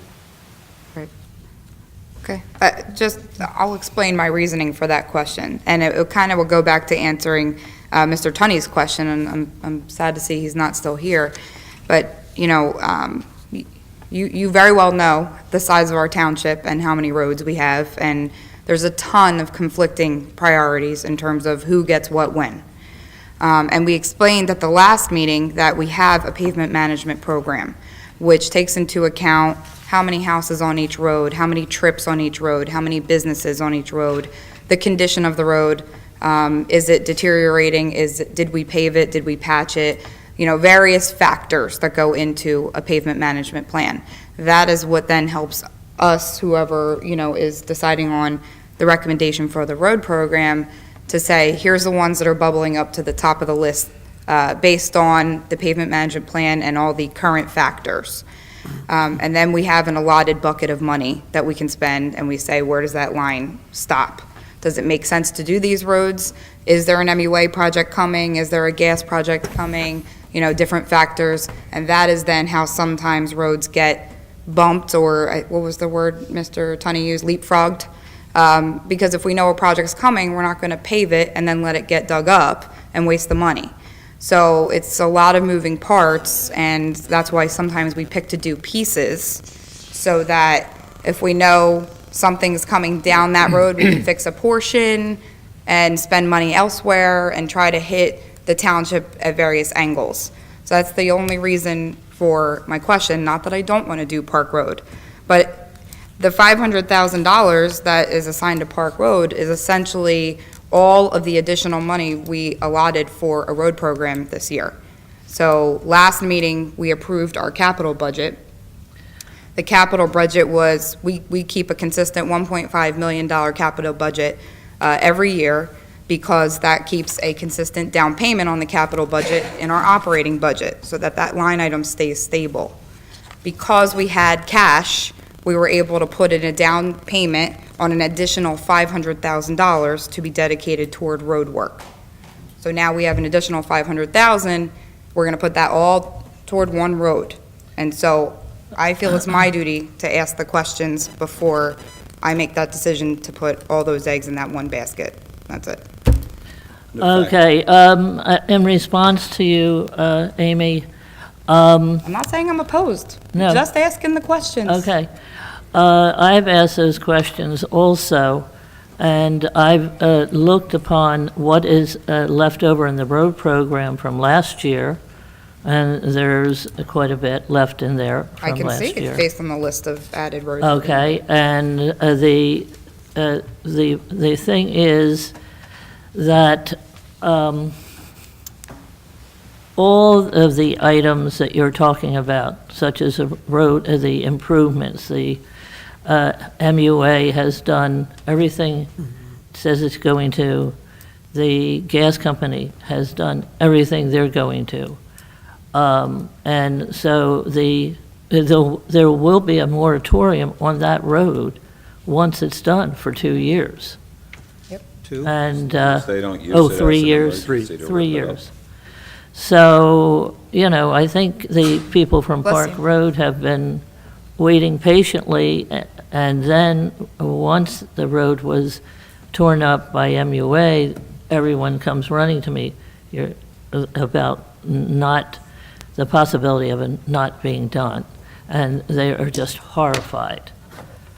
And as far as the number of houses, compared to a lot of these roads that are under decision, or the number of people who travel on them. Okay, there is thousands of people traveling on those roads, that road every year. And its rating on 2004 was 48, and that is just it has that rating that tells you, yeah, it should be done, or why it was going to be done in 2010, but because of the, the MUA and the putting in the main and stuff like that, it was, delayed. But according to 2004, its rating was I'm not denying that. 48. So it really has, and then we are able, with extra money that is left on the road projects from last year, able to take care of some other roads that have horrific ratings.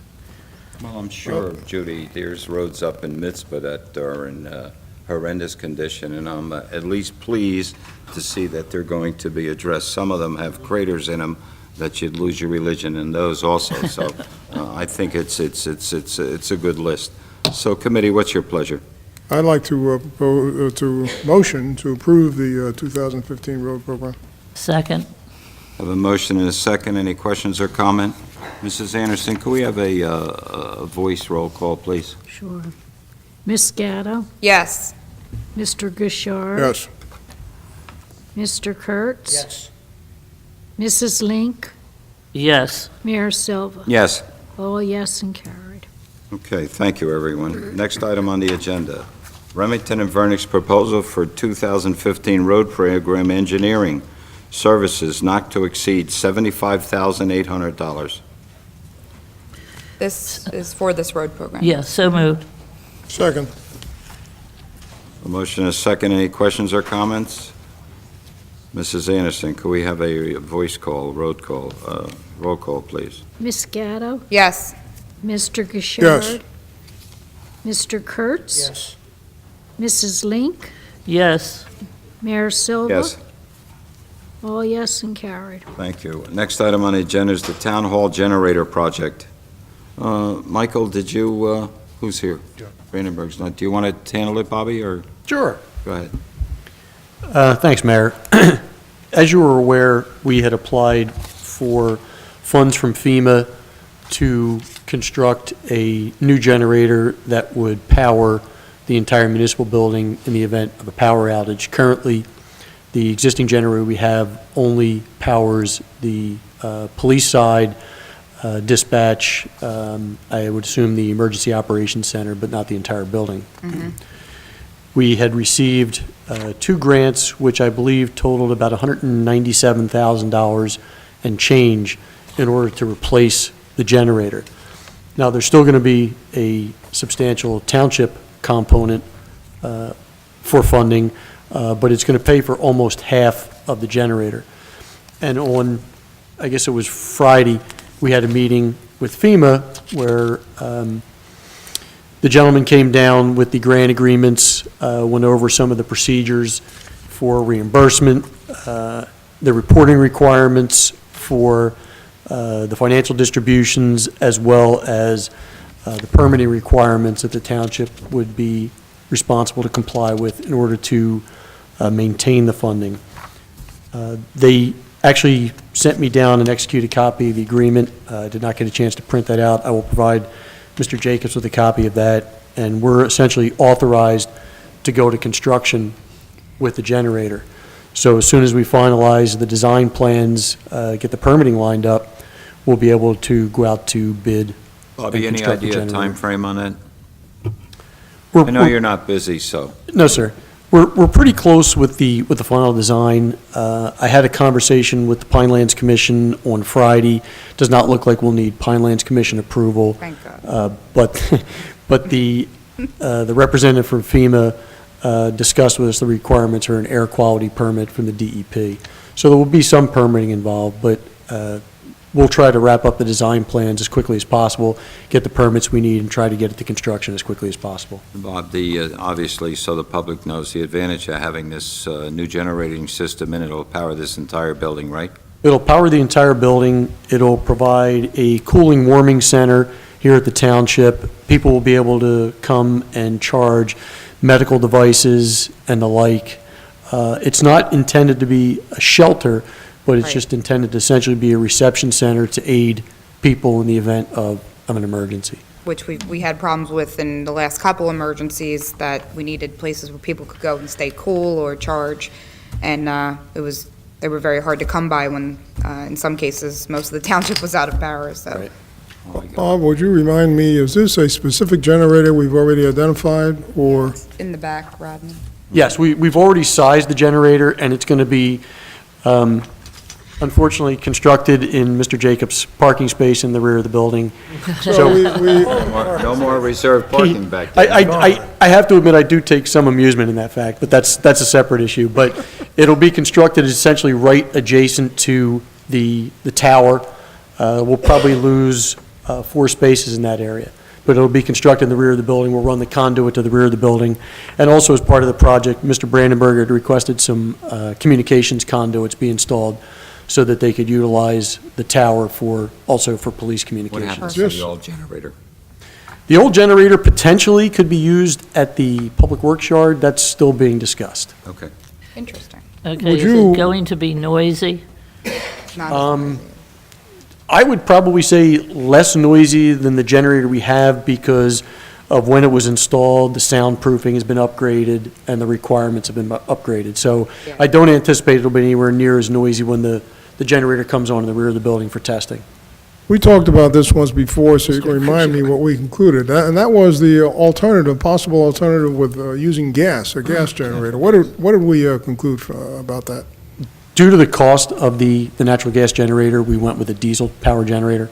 So it's a substantial increase in cost? I mean, it To does go- have some environmental advantages. Right. And I think it's quieter. Well, the hope is that the only time we have to use the generator is during testing. I mean, if we're fortunate, it's essentially an insurance policy, so that in fact we do have a disaster and we lose power, then we would use it. But there was a cost factor, and we've actually had a discussion internally, and we went with the diesel. I believe it has a 72-hour fuel tank. So the generator can run for 3 days with the fuel that's provided. Okay. Okay, all right? Yep. Anyone? Thanks Thank for you, that Bob. update. Next item on the agenda is K, area in need of rehab. Phil? Well, you're really getting on there tonight, huh? That's why I didn't move, Mr. Mayor. Members recall at your last meeting, you forwarded to the planning board the proposed resolution designating the industrial park and the adjacent industrially zoned lands as an area in need of rehabilitation. That was discussed at the planning board meeting last Thursday night, and their vote was unanimous to recommend approval of the resolution as presented. I think there was one typo they wanted me to correct, which has already been taken care Yeah, of. and that so. was it. No, I agree. As the mayor's appointee to the planning board, I was at that meeting, and it's very important that this resolution moves ahead, because opening up our industrial park for some additional buyers is something we really need to happen. You're right. And the abatement process or the pilot program can then take hold once this resolution is done. Is there much more work we need to do once this goes through, or do we have to prepare from that point? You'll have to prepare an ordinance Okay. And we'll be able to have that when, Bob? next meeting. Next meeting? Is there a further wait period?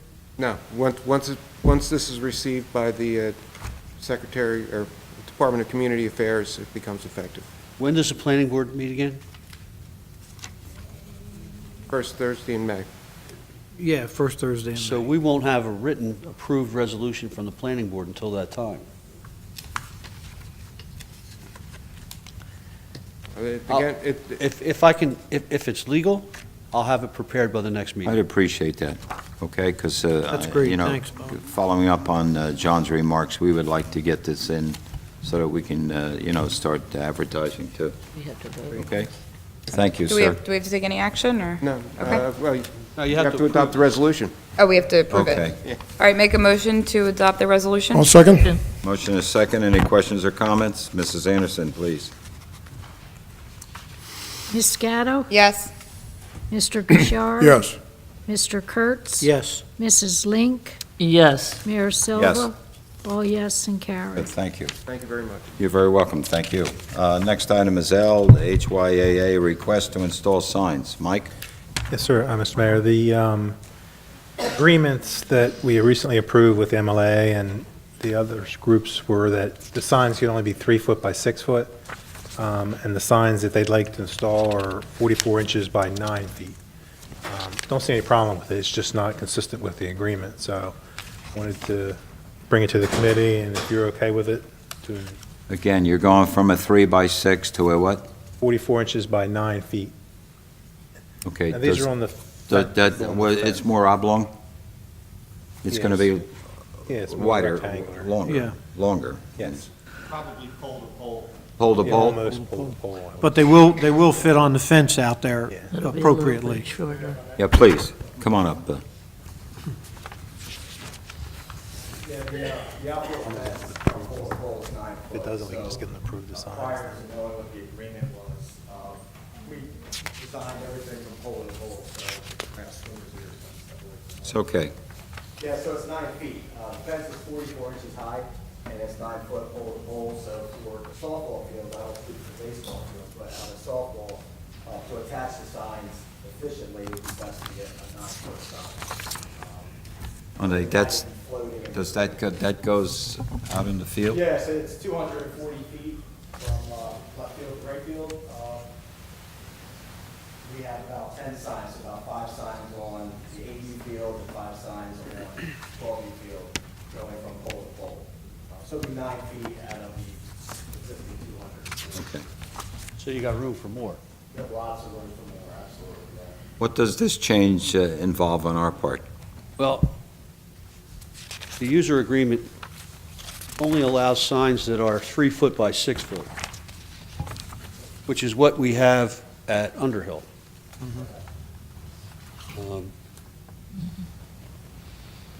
This will require an amendment to the user agreement to allow 44 inches high by 9 feet long. To the user Well, agreement? Sorry? To the user agreement? Yes. An amendment? Right. Okay, go ahead. I'd like to suggest that one way to deal with that is possibly leave it the way it is and accept, and indicate except by exception, which in this case, there's an exception. The old rule is probably fine. But when there are reasons to make the sign bigger, we can just approve it. I think that would make it difficult for him to sell them. Yeah, I think if you're yeah, gonna when do their- it, Their you do legal it. looks at it, right? You use the confines of the post to allow for the larger signs. Right. And that way, his association would be free to contract with these folks. Now, It's a pretty big sign. these are all being paid for, Majorly big. correct? Yeah. They're all paid for, the width, Sinorama, right now in Hamilton, and before the printing started, that's, when I had spoken to Ingrid, I had sent her all the copy. I was unaware that there was a sign restriction, or size restriction. So Ingrid immediately told me, stop. Mike, can you make, talking to the mic? Thank you. I Lisa was waving at me. I would suggest that insofar as the softball fields are concerned, and probably the Leapy track in its entirety, they be allowed up to that size. So we have to change the user agreement? You can amend that right now, Okay. Committee, what's your and I'll pleasure? buy one, Mike. I suggest that we make that amendment. I just had a question. I noticed under there, it also gives, it asks for the right for you to solicit additional signs if you can get them, right? Yes. Yeah, and I think that's a great idea. After reading this, I can think of, I don't think the Merchants Association was approached. Not yet. Not yet, but they definitely would be interested. I think you could move some signs that way, too. Okay, great. But I'm in agreement with making that Boy, amendment. that's a windfall tonight, huh? Let me just say, our first sign purchaser was your son Brian. Yes, thank you. That's good, very good. Now, with the exception of alcohol, cigarettes, and adult-themed businesses, this is available to everyone. Well, then I have no signs. Would my statement be correct? Oh, geez. Okay. Touche, buddy. What's your So, pleasure? yeah, I'd like to move to accept the, To amend the user to agreement? amend the user agreement to accept the larger signs. What is it, second that. 44 by 9 feet? We have a motion and 44 a inches by 9 second. feet. Any questions or comments? Yeah, just one comment. How will the people at Underhill feel about the huge signs? Will they have an objection? I thought this was restricted. I that too. I'm the vice president of the MLAA, and we have a meeting on Wednesday, so I'll address it with the body. I understood the motion to be limited to Leapy. Well, it is Leapy, but their MLAA is, And in Underhill, In both they places, do have yeah. the smaller signs, but they have chain link fences, so you don't have the same physical confines. Well, their outfield fence wouldn't take the same as the signs, because that's just a temporary fencing on the major league field. Yeah, all the fields just have temporary fencing, so you wouldn't put outfield signs out there anyway, so the 3x6 signs are appropriate for the park. Mike, You're what- not trying to retain the Are these vinyl in nature? They're actually windscreens. Mesh, yeah. They all match. So do they have Air a, goes through them, yeah. so they have a lasting quality if someone wants to be a repeat? Yes, absolutely. All the people who purchased them this year will get 2 years out of their sign. We'll probably leave them out there longer, obviously, but get the warranty on the sign's 5 years. Okay. What I did was I made all the signs the exact same color. Okay, so they all have the same backdrop, so they match. So when you look at it, it's going to look like we meant to do it that way. They match the backstops that we just painted. Very good. It's the same color. Great. Good. Great. It will not be an eyesore at all. That's good. I mean, that was a major topic years ago when we actually approved the initial size of the sign. The idea of doing signs, number one, was new at that point. And then number two, making sure that it doesn't start to look, trashy in any way, and people were getting the value, and there was no risks and issues. So I'm glad to hear of the diligence you've put in there, Mike. The other thing that I'd like to, point out is one of the problems we have at Underhill is the other, organization, sports organization, and who gets the money from the advertising? Is there another sports organization? HYAA, I guess you're talking What is about, it, right? HYAA. Yeah, HYY. But this is based on who the user agreement is, Do user Yeah. agreements with the baseball, right? right? I don't know if they have, I thought they had baseball. Do they No. play it at That's night? football. Strictly football. That is strictly Football. Oh, okay. But if they decide to, Put 'em one on day, softball fences. do the baseball or softball and want to share the fields as they've done over at Underhill, what happens?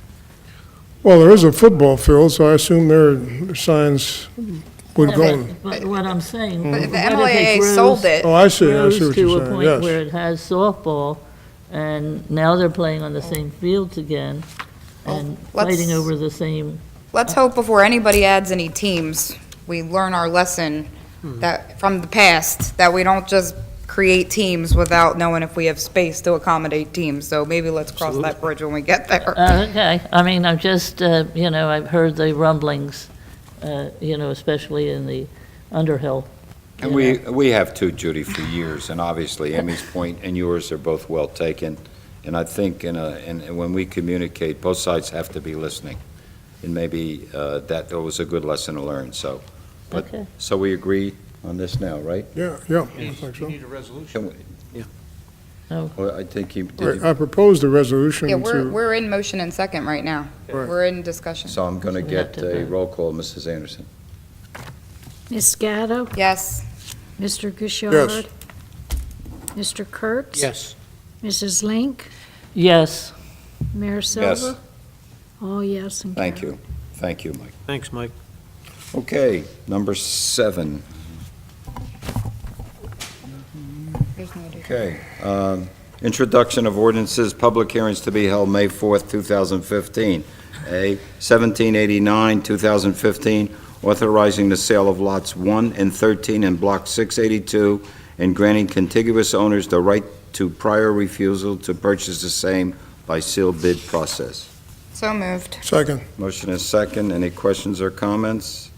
Mrs. Anderson? Ms. Gatto? Yes. Mr. Gouchard? Yes. For introduction. Mr. Kurtz? Yeah, I'm Yes. taking it anyhow. Mrs. Link? Yes. Mayor Silva? Yes. All yes Thank you. and carried. B, 1790, 2015, authorizing the sale of Lot 8 and Block 631 and granting contiguous owners the right to prior refusal to purchase the same by sealed bid process. So moved. Second. Motion is second. Questions or comments? Let's do it again, Mrs. Anderson. Ms. Gatto? Yes. Mr. Gouchard? Yes. Mr. Kurtz? Yes. Mrs. Link? Yes. Mayor Silva? Yes. All yes and carried. Okay, the consent agenda. Move item A with the I want to pull out J. addition through M minus J. We have a motion? I'll make that motion. No, we have it. Okay. I'll second it. The motion is second. Any questions or comments? All those in favor? Aye. Aye. Opposed? Motion carries. The reason I pulled out J is because it's a resolution to amend the 2015 temporary budget, and I'd like to get a roll call on that. Make a motion? Second. The Second. motion is second. Any questions or comments? Mrs. Anderson? Ms. Gatto? Yes. Mr. Gouchard? Yes. Mr. Kurtz? Yes. Mrs. Link? Yes. Mayor Silva? Yes. All yes and carried. Thank you. Item 9, personnel. Confirm that Cynthia Lindsay will continue to serve as the township's qualified purchasing agent. So moved. Second. Motion is second. Any questions or comments? Mrs. Anderson? Ms. Gatto? Yes. Mr. Gouchard? Yes. Mr. Kurtz? Yes. Mrs. Link? Yes. Mayor Silva? Yes. All yes and carried. 9B, authorizing the hiring of Lori Fridelli as part-time administrative assistant in the clerk's office at, is that $20 an hour? No, at $20 As per it at? hour. Okay, mine doesn't have it, okay. $20 per hour, not to exceed 24 hours a week. Yes, and Mr. Administrator, this is an add to staff as a result of an added 25 to 26 hours per week we're spending on Oprah requests. Yes. And that's been happening for the last 7 weeks, The average of the last 7 weeks, yes. and we're unable to keep up with it anymore. And that's why we're adding this resource. Yes. And this is an unbudgeted resource, Yes. so, okay. And also, at some point, we'll come back to you for a total amount of hours and what we've really labored under these Oprah requests, right? Yes. Yeah, okay. Okay, so we'll continue to use her until we go back to a normal We'll get level back to of Oprah response time? Yes. Okay. Is that going to happen? Who knows? Make a motion. Second. The motion is second. Any questions or comments? Let's have a voice roll call. Ms. Gatto? Yes. Mr. Gouchard? Yes. Mr. Kurtz? Yes. Mrs. Link? Yes. Mayor Silva? Yes. All yes and carried. John, watch the dates on these. Approvals, May 2nd, 2014, executive session minutes. So moved. Second. Motion is second. Any questions or comments? Bob, do I need, no? All those in favor? Aye. Aye. Aye. Now, Mr. Kurtz has to abstain. He I abstains. did. Okay. Okay. Motion carries. B, November the 10th, 2014, executive session minutes. So moved. Motion, I'll second it. Motion is second. Any questions or comments? All those in favor? Aye. Abstain. Aye. Motion carries. C, December 1, 2014, executive session minutes. So moved. Second. Motion is second. Questions or comments? All those in favor? Aye. Opposed? Motion carries. D, payroll and bills totaling $1,805,519.09. So moved. Second. Motion is second. Questions or comments? Roll call, please. Ms. Gatto? Yes. Mr. Gouchard? Yes. Mr. Kurtz? Yes. Mrs. Link? Yes. Mayor Silva? Yes. All yes and carried. Thank you. Reports, Mr. Administrator? The only thing I would report is I just found out that our bond sale is going to be May 19th. May 19th? May 19th, here at Town Hall. It'll be at Town Hall. Mr. Solicitor? Yes, I have two things to report. First, I argued the appeal in the appellate division today with respect to the Timber Glen lawsuit attacking the landlord registration ordinance that we have in the town. It was a 3-judge panel. There were 4 or 5 attorneys on the other side through what the court calls amicus curiae, friends of the court. The 3-judge appellate panel reserved their opinion and advised that they would send it out in writing sometime in the future. So we'll know what happens soon enough. And it is with great pleasure that I announce that my grandson, 10 years old, won the Mays Landing Home Run Derby. Woohoo! See, and all the supporters left already that were here for the other kids, right? Go Zachy. The Horsey boys were on his team last year. Were they? That's great. Mike Trout Jr., right? That's great. I can only hope. I hear you. Okay, is that it, Bob? That's it. Mr. Engineer? Thanks, Mayor. Nothing to add to my written Thank report. you. Township Committee, John? Good meeting tonight. I'm excited about the resolution for the industrial park. It's something we really need, and it's exciting to think that that can now move forward and we can get some advertisement out there and move some of them properties. Thank you, John. Rod? Just a quick one. I attended the League of Municipalities meeting on Friday, and there were a couple of interesting things there, one of which was a vendor who offered to videotape the township for free. We could have an advertisement for the town, something that could be made public. Apparently, this is an organization that does this nationwide. Ultimately, vendors help support it, but they support it because they feel that the videotape is worth promoting. But I thought it was something that might be of interest to us, and get a little more information about it. If you can, have them reach out to our administrator. Yeah. Okay, and then we can go from there, bring it before committee. and It depends upon all the people in the area who want to take advertisements out on it. Oh, so there's a charge for it? There is not to us, but to the advertisers. So nothing is for free? Well, they don't require sponsorship to do the initial videoing, so I guess it's a question of whether people like what they see and they want to advertise it. Okay, Sure. well, if he And it reaches stands out to to you, be find re- out what municipalities he has done, and maybe we can get some feedback before we get into it, okay? All right. The second, another item that was mentioned, I think we've mentioned this before, but the Atlantic County Women's Center, is that the correct title for that, Judy? Yes. They have lost $1.9 million in funding. This was through a competitive bid process that Rutgers University ended up winning. It's devastating. Yes, the Atlantic County Women's Center is something that's been in existence for quite a while. It's done an excellent job, and it's principally local people. I understand the bidding process, and obviously it's something that has a lot of advantages, but one unfortunate part about it is when you have to bid against somebody like Rutgers University, it makes it extremely difficult. They, once again, asked for our support, and I just think all of you should be aware of it, and if you have a chance to put in a good word for them, do so. They're hoping that most of their people can be picked up by Rutgers University. I imagine most will. And they're going to continue to exist, but at a much lower level. So that's an unfortunate loss. Just want to mention, we had the Green Day, is that the proper? Earth Day. Earth Day, yes. On Saturday. Ingrid principally is the one that puts this together, but we had many of our people in the township participate. One of the roads that was cleaned up was Landis Road, and that road tends to get pretty bad every year. I know it was a cleanup target in previous years. It was a very good event. The weather was absolutely perfect. And I don't know that we had as many people this year, probably because the electronics and so on and so forth, a lot of that was done in previous years.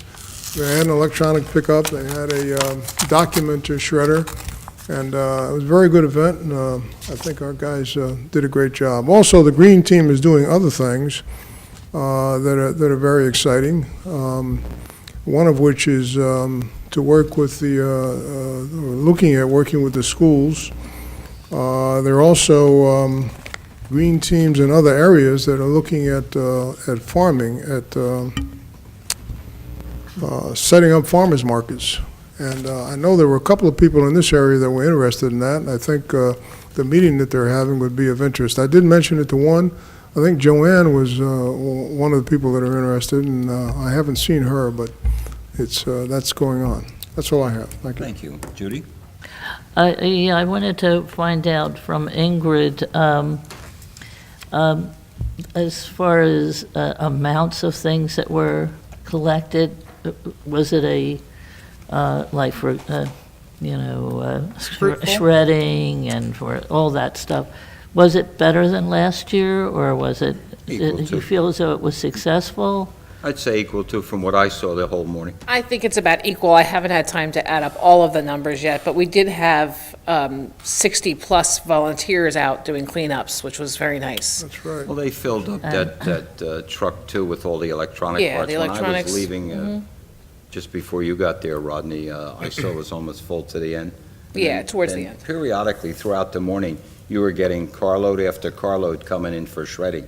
Yeah, definitely. We had a lot of people doing shredding, so it was very steady during the day. So it wasn't backed up or jammed up, but it was steady, so. I have a question. I was looking at my humidifier and saying that it doesn't work, but I don't see a little recycle thing on it. You could bring that over to one of our electronics drop-offs, yeah. The company that Okay. we work with does take those. I have a few of them. Okay, yeah. And I meant to be there, but business came first. Well, so. of course, yeah, but just to promote it, the electronics do get recycled on the first Saturday of each month, from 9 Right. to noon at the Public Works Yard. So you can bring your... Just curious, we had one individual that came in later on in the morning. Apparently, they left a hard drive there earlier, and the hard drive had information on it and shouldn't have been left in there. Was he able to retrieve that hard drive? I don't know, I didn't encounter take that that. resident, but I'm sure he was. I mean, all of the stuff was right there. Well, apparently it was on the bottom of the pile, I'm told. Well, I'm so. sure our Public Works staff went in there and got it for him. Who would do that? So any of you to get rid of your computers, make sure you clean up your hard drives first. Ingrid, the shredding that's done there is just for residential, not business, correct? It's residents only. I'm sure we would accept a small mom-and-pop type business, but for larger amounts, we would probably ask that they find their own Okay, thank you. source. Right. Did it, Anything Joe? else? That's it. Thank you. Amy? Oh, I mean, as far as what I was going to say. I had the pleasure of touring the new fire truck for Cologne, and it was extremely impressive to go into just one example. They can come already suited up with their gas tank in place, and the seat that they sat in just sort of receives them, and you just sit back and they just put the belt on and they're ready to go. So I thought that was kind of impressive. Is that, well, I think it was a awesome experience. Yep. Thank you, Amy. Okay. Well, kind of piggybacking on Cologne there, Judy, so thanks for bringing that up. The chief of Cologne, who is Sean Villari, on Wednesday of this past week received a Valor Award for the actions that he took at the scene of a structure fire at 602 County Boulevard in South Egg Harbor in November of 2014. And he was recognized at their annual ceremony of awards, and it's a pretty awesome thing to be getting, and I wanted to make sure that we recognize Sean for the work that he does, and of course all of our volunteers do. But Sean has been a huge proponent of that Cologne truck. He has worked tireless hours to get that bid spec done, to get it scrubbed the right way, to make sure that the things that they wanted and needed in the truck were in there, and that if it wasn't funded by us, that they were going to find a way to fund it at the fire department. And it was a very laborious process, and Sean really should be commended for all of his hard work, and their truck committee for doing all of the diligence that they had to do with that. And one of the features that Sean and the team added into the process this time was kind of a virtual review of the truck being built. So we would get a status every couple of weeks as they were building it to show the progress they were making. And through that process, the truck committee was able to assess, was it being built properly or not, and catch a couple things that were not being done according to the spec, which in a normal process would be caught at the end of the line. We would have to go back, undo a bunch of stuff, fix it, and it would potentially add cost to the end of the process. We were able to catch it early, make those couple of tweaks at, very little issue. So it was a really awesome thing, I think, to add to the process, something we should probably consider with any other new trucks coming down the line. But just want to commend Sean for all his hard work there.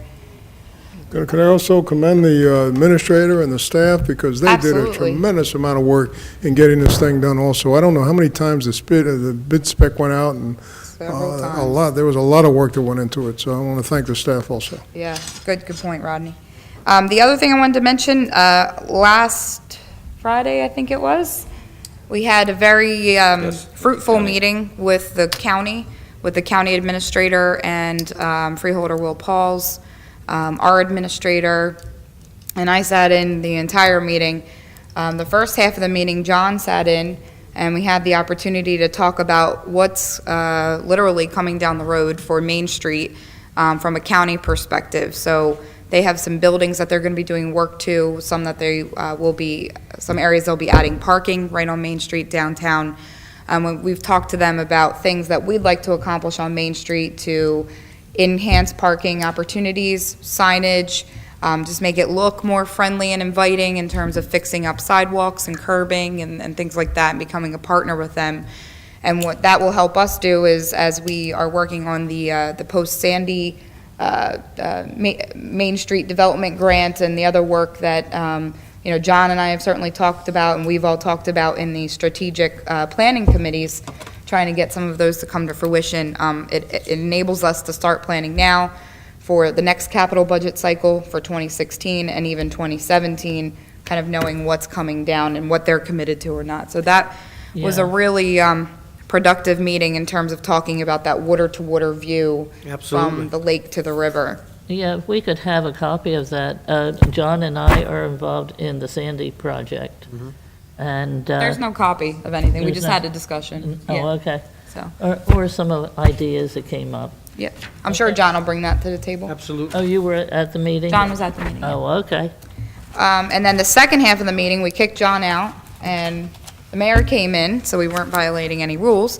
And we talked about the dam, and we talked about county dispatch. And one of the things that we told the administrator is we are the only township in the county that continues to oppose county dispatch, because we have not seen one shred of evidence that shows it will save the taxpayers money as they claim. Nor have we seen anything that assures us that the quality of services that our residents and that the Egg Harbor City residents are receiving out of our beautiful dispatch center will be replicated. And we continue to hear rumors about what the plan is. As long as we've been on committee, it's been a plan that has not come to fruition.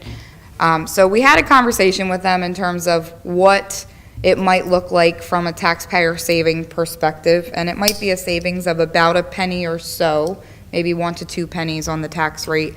But the real question will be, which they didn't have an answer for, will be how the financial end of it will happen, in terms of, the rumor is that our state aid will be reduced and that money will go to the county instead of us. So now we then have a $700,000 hole in our budget. So we need those kind of things confirmed before we agree to go to anything, so that we can plan and, figure out what we're going to do if that were to happen. We would also lose our $180,000 revenue source from our shared service agreement. So there's a lot of factors at play. I did not leave the meeting convinced any more than when we started the meeting, so. Nor did I, and I think the other part that Amy is talking about, we toured them through our dispatch center, and we have a state-of-the-art dispatch center And obviously, I think they've got a long way to go, especially putting this together and mapping all the county, and then realizing they're going to have about 128 dispatchers, because it's going to be 24/7. We talked about Our people. and the work that they do, and that What would I think happen. Amy and I have been very vocal. I know someone stood up in a meeting here, Mr. Craig Senior, and he wanted us to come to a meeting to support it, and obviously, I think we... Support him against it. Support him against it, right. And not everybody agrees with that. And I also feel that, we're very concerned about our dispatchers. They're highly trained, highly effective, constantly recognized for the good work they do, the support they give our police department, our fire department, and our rescue squads. And you can't diminish that in terms of the type of people we have working. Yep. So we told them the only way we would really consider ever going with county dispatch, because it is going to be civil service, and as you know, civil service does present challenges for the communities that have it, that if they took our people in and could guarantee to us that they'll be, because we need them dispatching continually for this township. They've saved a lot of lives by their efforts, and if any of you saw a dispatch center, you'd be impressed with it also, so I think that... Yeah. And then the final thing I'm sorry. Go ahead, I Chief. was going to say it's probably something that has already been talked about. Could we acquire other communities in Atlantic County? Probably could, but I think it's kind of late because they're pretty committed to Stockton to build it there. I think they know, and I don't understand, and Chief, you could even correct me. I think they talked about 5 to 7 million. I think it's going to cost them a lot more than that. It's going to cost a lot more than that. And I think, when you look at it, that I don't see it coming off the planning board, and if it has, I don't think we'll see it for a couple of years yet. Well, we talked about what we require in order to agree to it, but unfortunately, I think we're going to be charged whether we agree or not. Once it goes into effect, we're going to have to pay for it. That's correct. And I don't think we're going to come out ahead, and I'm not convinced that the savings will actually be the savings. I don't know how those savings would be arrived at, so... We weren't either, Rodney. Yeah. We were not either. Thank you. That was the point that Amy drove home. And I asked to see a piece of paper with it, and They don't have we numbers have it. on paper. They don't. So the good news is the freeholder from our town is now the head of the county dispatch subcommittee. And he feels that he really needs to have his own town convinced before really taking all the steps forward. So he's trying to get educated and understand all of that. And then the final thing that we discussed was Lake Lenape. The county owns Lake Lenape. They asked us, if we had any ideas, if we had, if things we wanted to partner on. We kicked around a couple of things, so I think, we'll continue to talk about that through the year and kind of see where we want to land with that for the next year, so. You mentioned the county owning, Be on that so it's committee. half and half, isn't it? What? You mentioned the county owning Lake Lenape, isn't it half Not and Lake half? Lenape, sorry, Lake Lenape Park. Lake Lenape Park. Lenape Park, okay. They did offer it to us for $1. Did you accept? No, not yet, because I wanted to give them back the lake and the dam. So, well, is that it? That's it, yes, thank you. Well, let me say this, thank you, everyone, because I think the Cologne fire truck was outstanding. I think I was in awe of it. I know Charlie's doing an article in the Current about it. Will it be in this week, Charlie? Yeah, with pictures and et cetera. Earth Day was phenomenal. My only regret at Earth Day was the seedlings I took home and planted. You think I'll be here long enough that the height of them will come up to my waist? I mean, the Norwood spruce and the dogwood and some of those other great... Absolutely. Well, you're confident. Thank you. I appreciate that. So I have a red bud tree that's in the far side of our place that I started with a little seedling, so. Well, I started one when my son, who's now 31 years old, my youngest, brought home a seedling from Davies. I think it's about 13 foot tall, but think about it, when he was in the 3rd grade, he's now 31. Okay. So, I hope I'm long enough that I can put Christmas lights on these two, so. But I did plant them in confidence. Sir, I'm opening it up to the public, and thank you for standing up. Come on up to the microphone. Come on up to the microphone. First time here, so. Oh, that's fine. Take your time. Yes, my name's John Coyne, and I live at McCall Avenue. Been there since 1995. Since 1997, they stuck a new street in. When they stuck the new street in, they flooded the area out. It flooded the area out? Yes. Okay. By then, they came out to my neighborhood, and on my side of the street, they dug a 2-foot trench from the length of my property, half of the length of my property, filled it in with cobblestone, and that seemed to solve the problem on my side of the street from not getting flooded out. Well, it was 1997. Now we're in 2015. We've been trying to get somebody out here to see what it looks like when it rains and when it snows. Lucky that nobody has been killed so far out there when it snows or rains. Water goes from one side of the street, crosses my side of the street, goes down into my property, floods my property out. The channel that they stuck in back in '97, it filled up with dirt and everything for over the years. Who put the channel in? Pardon me? Who put the channel in? The county. The county. The county, okay. And I've been taking pictures of what a property looks like, which nobody comes out and really sees. They came out last year, they stuck a 5x5 hole in the ground and filled it in with cobblestones. The county also did this? And, The township? Yeah, I was gonna say, why the county? well, it didn't do nothing. It's just, I can show you the pictures, or I'll show this gentleman here, I don't know where the pictures are. I got a whole thing of them. Have you reached out to anybody at the township? We tried. Yeah. Okay. And it's just like, it's getting to a point now where across the street, they get like about 2.5 foot of water. I get about 2 foot. And it goes right through my fence. And it goes out my side of my fence. And it's somewhere along the line, somebody has to do something. This is ridiculous. It's totally ridiculous. I mean, there's only 3 homes in this section where when they put that new street in, they never took into consideration when it came down. You want to see? It ran down to Woodbury Street, and the water ran down into Woodbury Street, which was the dirt road. They came down and they flattened the road out. Now the water runs down both sides, and it runs into both of our properties, all 3 of our properties. This new street was put in to accommodate homes, new homes? I just moved in in '95, so that could have been the plan before. Was there I moved any- in '95, they stuck the new street in '97. There was no drainage basin that was there? I'm talking about some sort of a basin that was there prior to you that they took? I have no idea. I just know they tore the street up, put a new one in. It didn't put a full street, they just put a half a street. So. That's McCall, right? What's your address on McCall? 1811 McCall. 1811. Michael, would you please talk to Bob Smith? Did you have, is it flooded today? I'm sorry. Is it flooded today with all the rain we had early this morning and everything? That one today too, you want to see that? That's on my cell phone. Okay. No, I believe you, sir, I do. And you did say 2.5 feet of water, is that what I heard? Easy.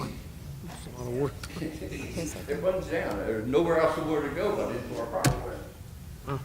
Yeah, I think we just definitely need to get the contact information. Can we, for the and- time being, can I leave these with the administrator so he can show the engineer?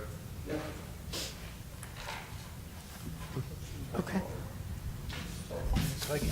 Michael, yeah, we want to make sure we get your contact information Yeah. with our administrator. What is your phone number? Area code 609-829-2599. What's your last name, sir? Amazing what Your last one road can contribute to. O-Y-N-E. John's the first name.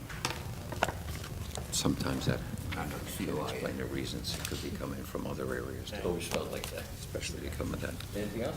That's No. This is my neighbor across the street. Yeah, what we'll do is we'll return the pictures to, we just want the engineer to see them, and then we can always come out and drop them off at your house. He's got your home address, your phone number.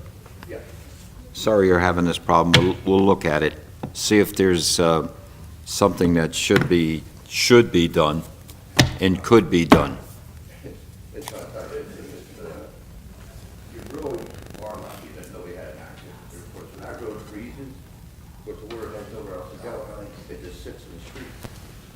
Yeah. And even privately, you know, we're watching today, you know, flood water, and just the cars shoot right through it. They don't realize it, you know, how people do when they go through through the pond. Mm. It's on my call the pond. Okay. Yeah, if that big. Okay. Yeah, so I understand. we'll take a look at it and. We will, Yeah, sir. thank you. Someone will definitely get back to you. You gave them all the information, and we'll return your pictures too, Michael, so I'll leave them here, okay? All right, thank you. Thanks for bringing it to our us. attention. Thank you. Thank you. Anyone else in the public wish to speak anything? Arlene?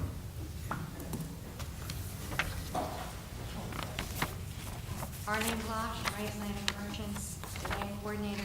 I'd like to request that with regard to the Park Road activity that you're going to be doing, that we keep, let us know when it's going to start and finish, because as you well know, we have some big events that could be impacted by it. Absolutely. I think that's a major concern, you know, Yeah. Yes, hometown that's- celebration and the Food and Wine Festival. That's a consideration, certainly. Absolutely. Yeah, we've taken that into consideration. So whether I don't think it'll be before, maybe not in the middle, but right after, okay?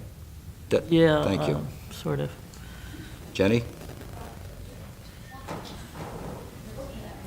They're all looking at me like, what are you doing, Jen? You want to go home? Jenny Ayers, 276 Regent Circle. I just wanted to remind everybody that Wednesday night is the Merchants Association Mixer at 5:30? 5:30 at Cousin Mario's. Saturday, from 12 to 5, is a community yard sale at Atlantic Cape Community College. And Sunday, I'm not sure of the times, but there's also a community yard sale at Cologne Fire Department. And also, say the other thing. Please, say it. It's important and it's a very worthwhile endeavor about the kidney transplant. Get up and do community stuff. Do not, and I understand, that is community. It is. All right. First of all, this month is National Donors Month, so you need to, if you're not already an organ donor, please check it off on your driver's license and whatever else you need to do to become one. And the reason I say that and what Roger's encouraging me to do is Sunday from 12 to 4 at Cousin Mario's, there's a benefit for my daughter-in-law who needs a kidney transplant. So anyone who wishes to come out, it's $20. Thank you, Roger, for embarrassing me once again. It's not an embarrassment.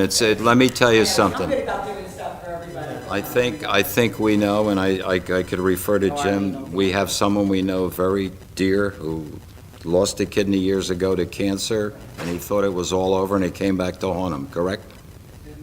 It's So- a worthy cause, but it is National Donor Month, so please, if you're an organ donor, thank you very much. If not, make sure you do that this month or at any time when you're out there putting your driver's license application. Listen, you don't have to be embarrassed, please. Anyone else in the public? Okay, this young lady here.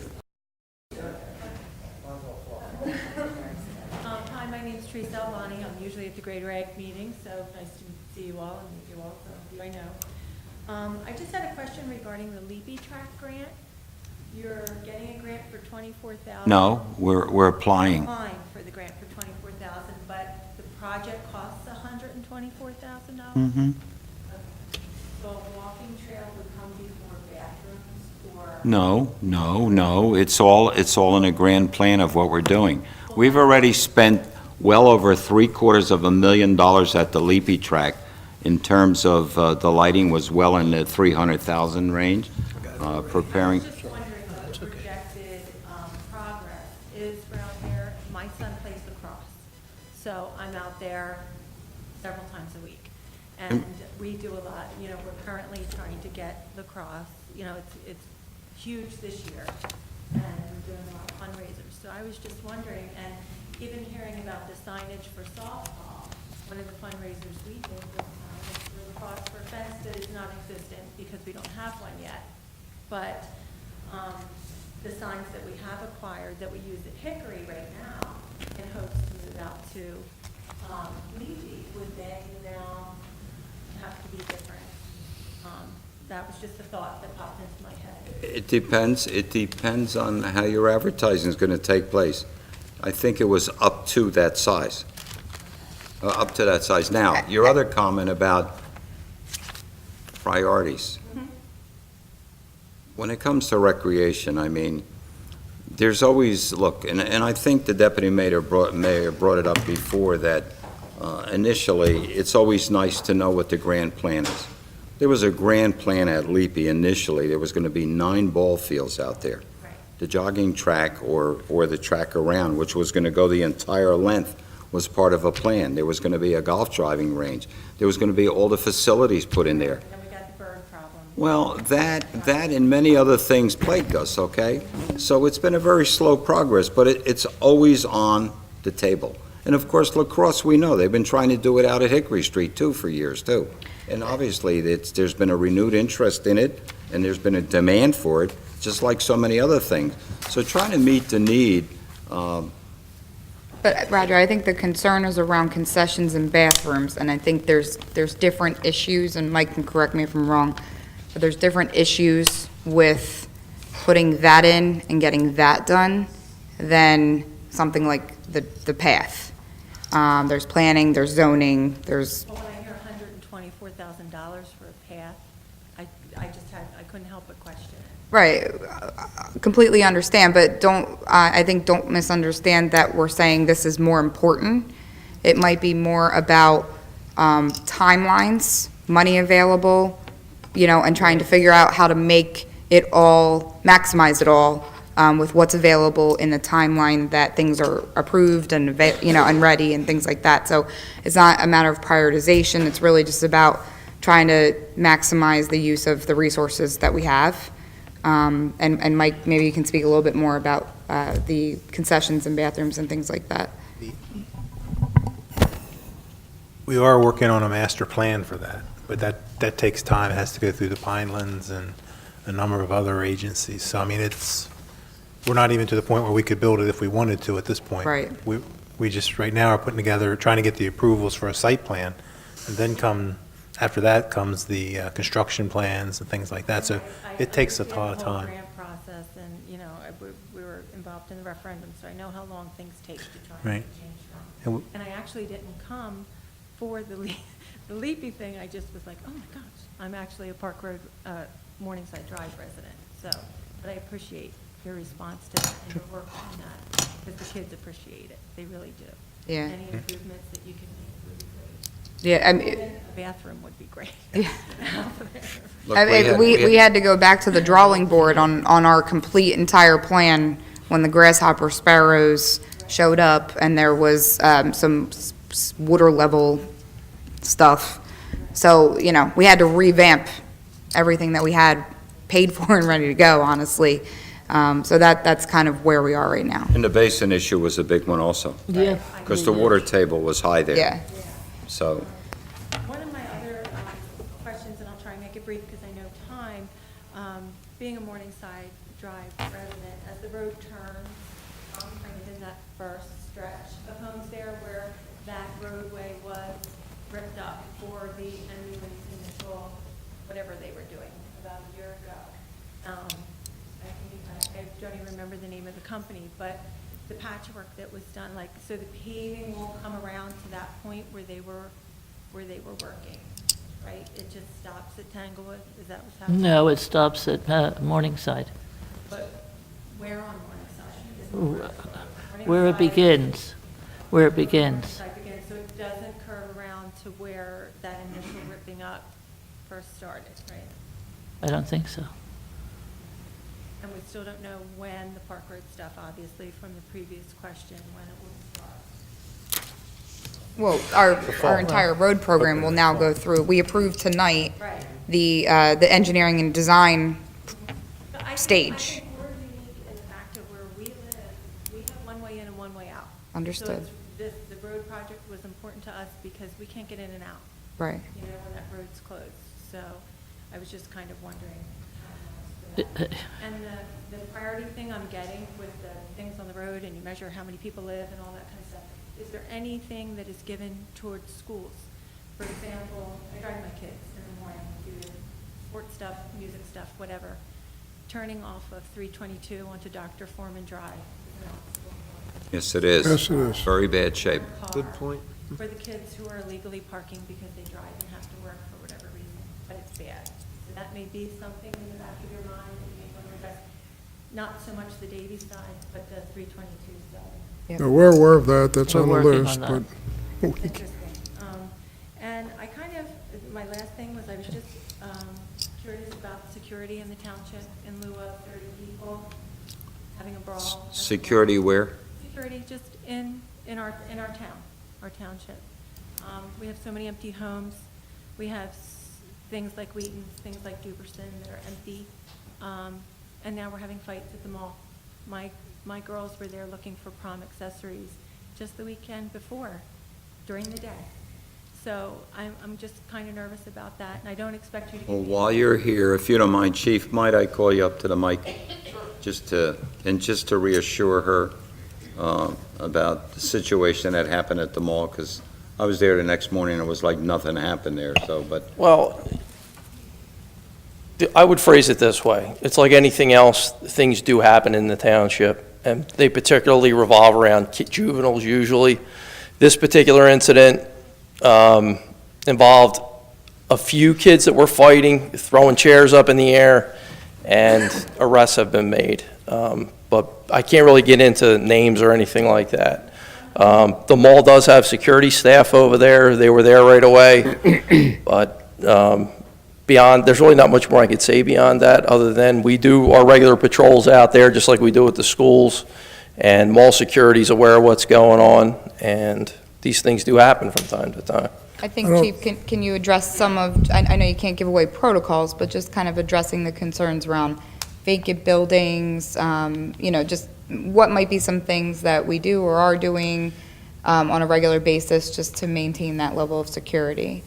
Well, we do routine patrols and property checks. With regard to the complexes in the township, they provide us with unit numbers of vacant units, and we do, again, property checks on those. They're updated monthly, and that's pretty much where it stands. You also have those groups, you meet with all the property managers too, periodically? That's correct. To discuss situations? Well, I'm talking about residential homes. I understand, and we live, I understand that, but they intertwine in some areas, okay? But going to your point, and committee said this a number of times, there are vacant residences all over the county, and there are many here in Hamilton Township. And we try to stay on top of that. We don't actually get reports of what residences are foreclosed on and things of that nature.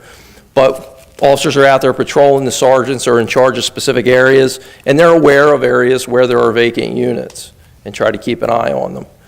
And I think it's up to all of us. I mean, You see something, call us. yeah. right, we have at least one, maybe two vacant properties on Hickory Street where I live. And I know that we're all always watching, and we've called in if we see something, happening. Thankfully, it doesn't really happen often at that property, but just got to keep the eyes open. And one small factor, the budget, the referendum that was just approved for the schools, Oakrest, a substantial part of that is for improvement in security. So at least there's some improvements in that area. You might consider a neighborhood watch, organize that. I think in general, one of the discussions that we've been having with the school system, and like I said, I'm going to really try and keep it brief. I think not the school system, but the parents who are coming together. I think there's a real need, and not to get on my own personal soapbox, but I think there's a real need for people to start taking ownership of their town, of their schools. I grew up here. I can't believe has happened just in my lifetime. I think it's really sad for a town that has so much to offer.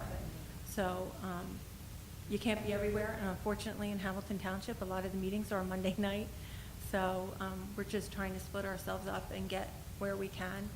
But I hope that in the future we see places like the roads, the lake and the boathouse and all of that improved upon, and that we can become the town, maybe not that we used to be, but better than what we used to be for our kids, for us, for our homes, for everything. But I thank you for your time and your efforts. I appreciate it. Well, your comments are well taken, and thank you.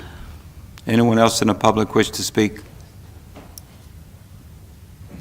Mike Angelo.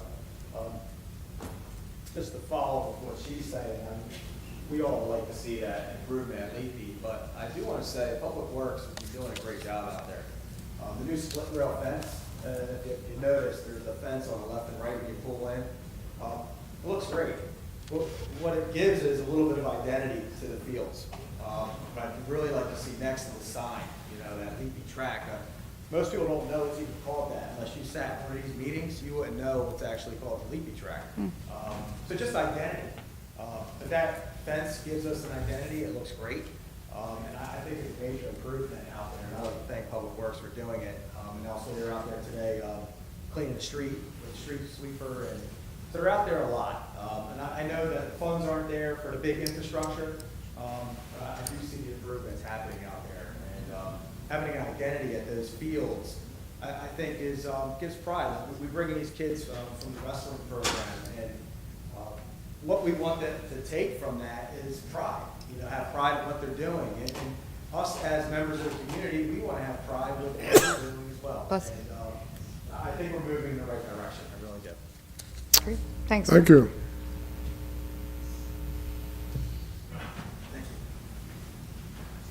I know it's getting late. I'll take just a moment. Thank you again, Jim Link, et cetera, et cetera, et cetera. First of all, I'd like to thank you on the deliberations and the vote for Park Road. We look with anticipation on that being completed. Thank you very much. And I would like to say something about Mike, who just left. Talking about that community spirit, Mike has got it, and he's doing a great job as the head of the MLLA. And you would like to applaud, his type of community activism. It's a wonderful thing. I would like to also just bring up one more thing. If I can get this thing working. Oh, I was going to say, they might put Young Skating Center up on the list for the signs. But in any case, the designation of the business park, that is a major step forward. We have for years, and I'm not telling you anything new, but for the public, trying to get those properties sold to the benefit of the treasury of the township.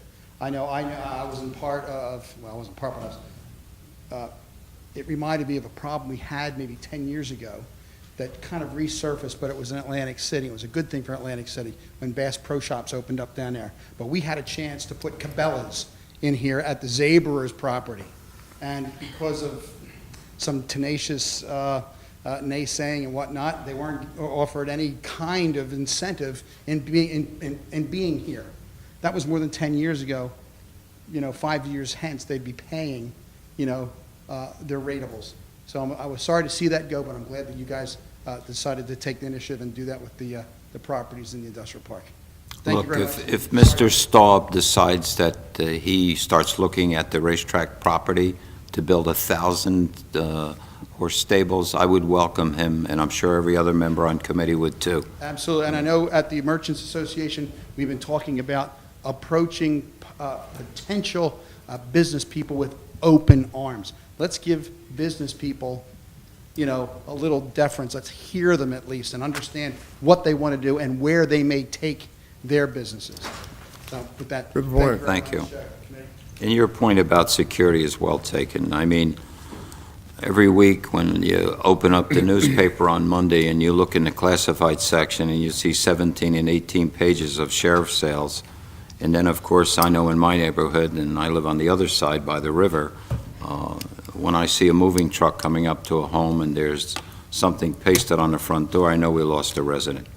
And obviously vacant homes possibly do what you say, attract those people that are looking to do different things there. I have the utmost confidence in our police department.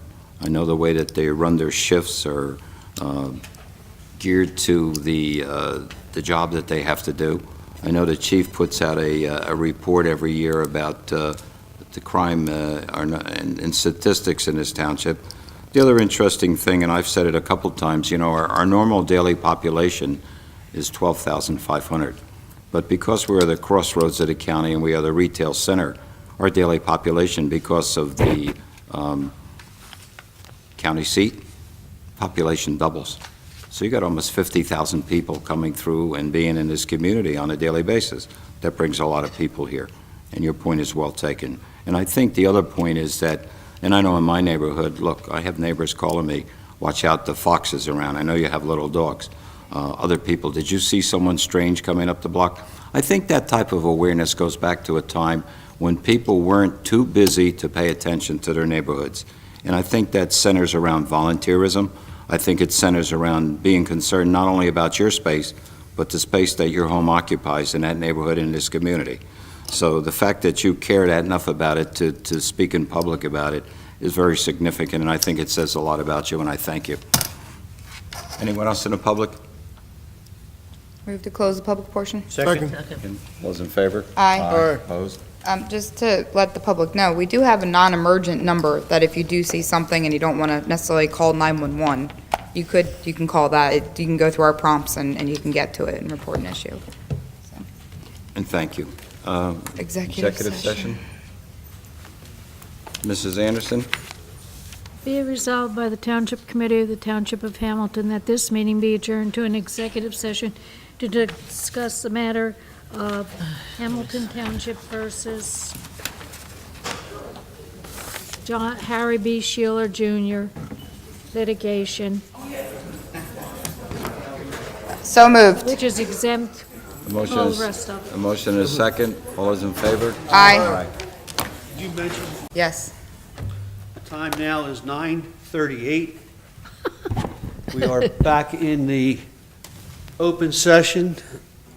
We retired to executive session, and we discussed only that which was announced in the executive session. And you're going to make the The motion. minutes of which will be made available, at which time the subject matter is no longer confidential. I walked out into the lobby of this building, and I walked out the front door to see if there were any members of the public. There were none. And we did announce that we would be coming back, taking action when the public was present here in the open session.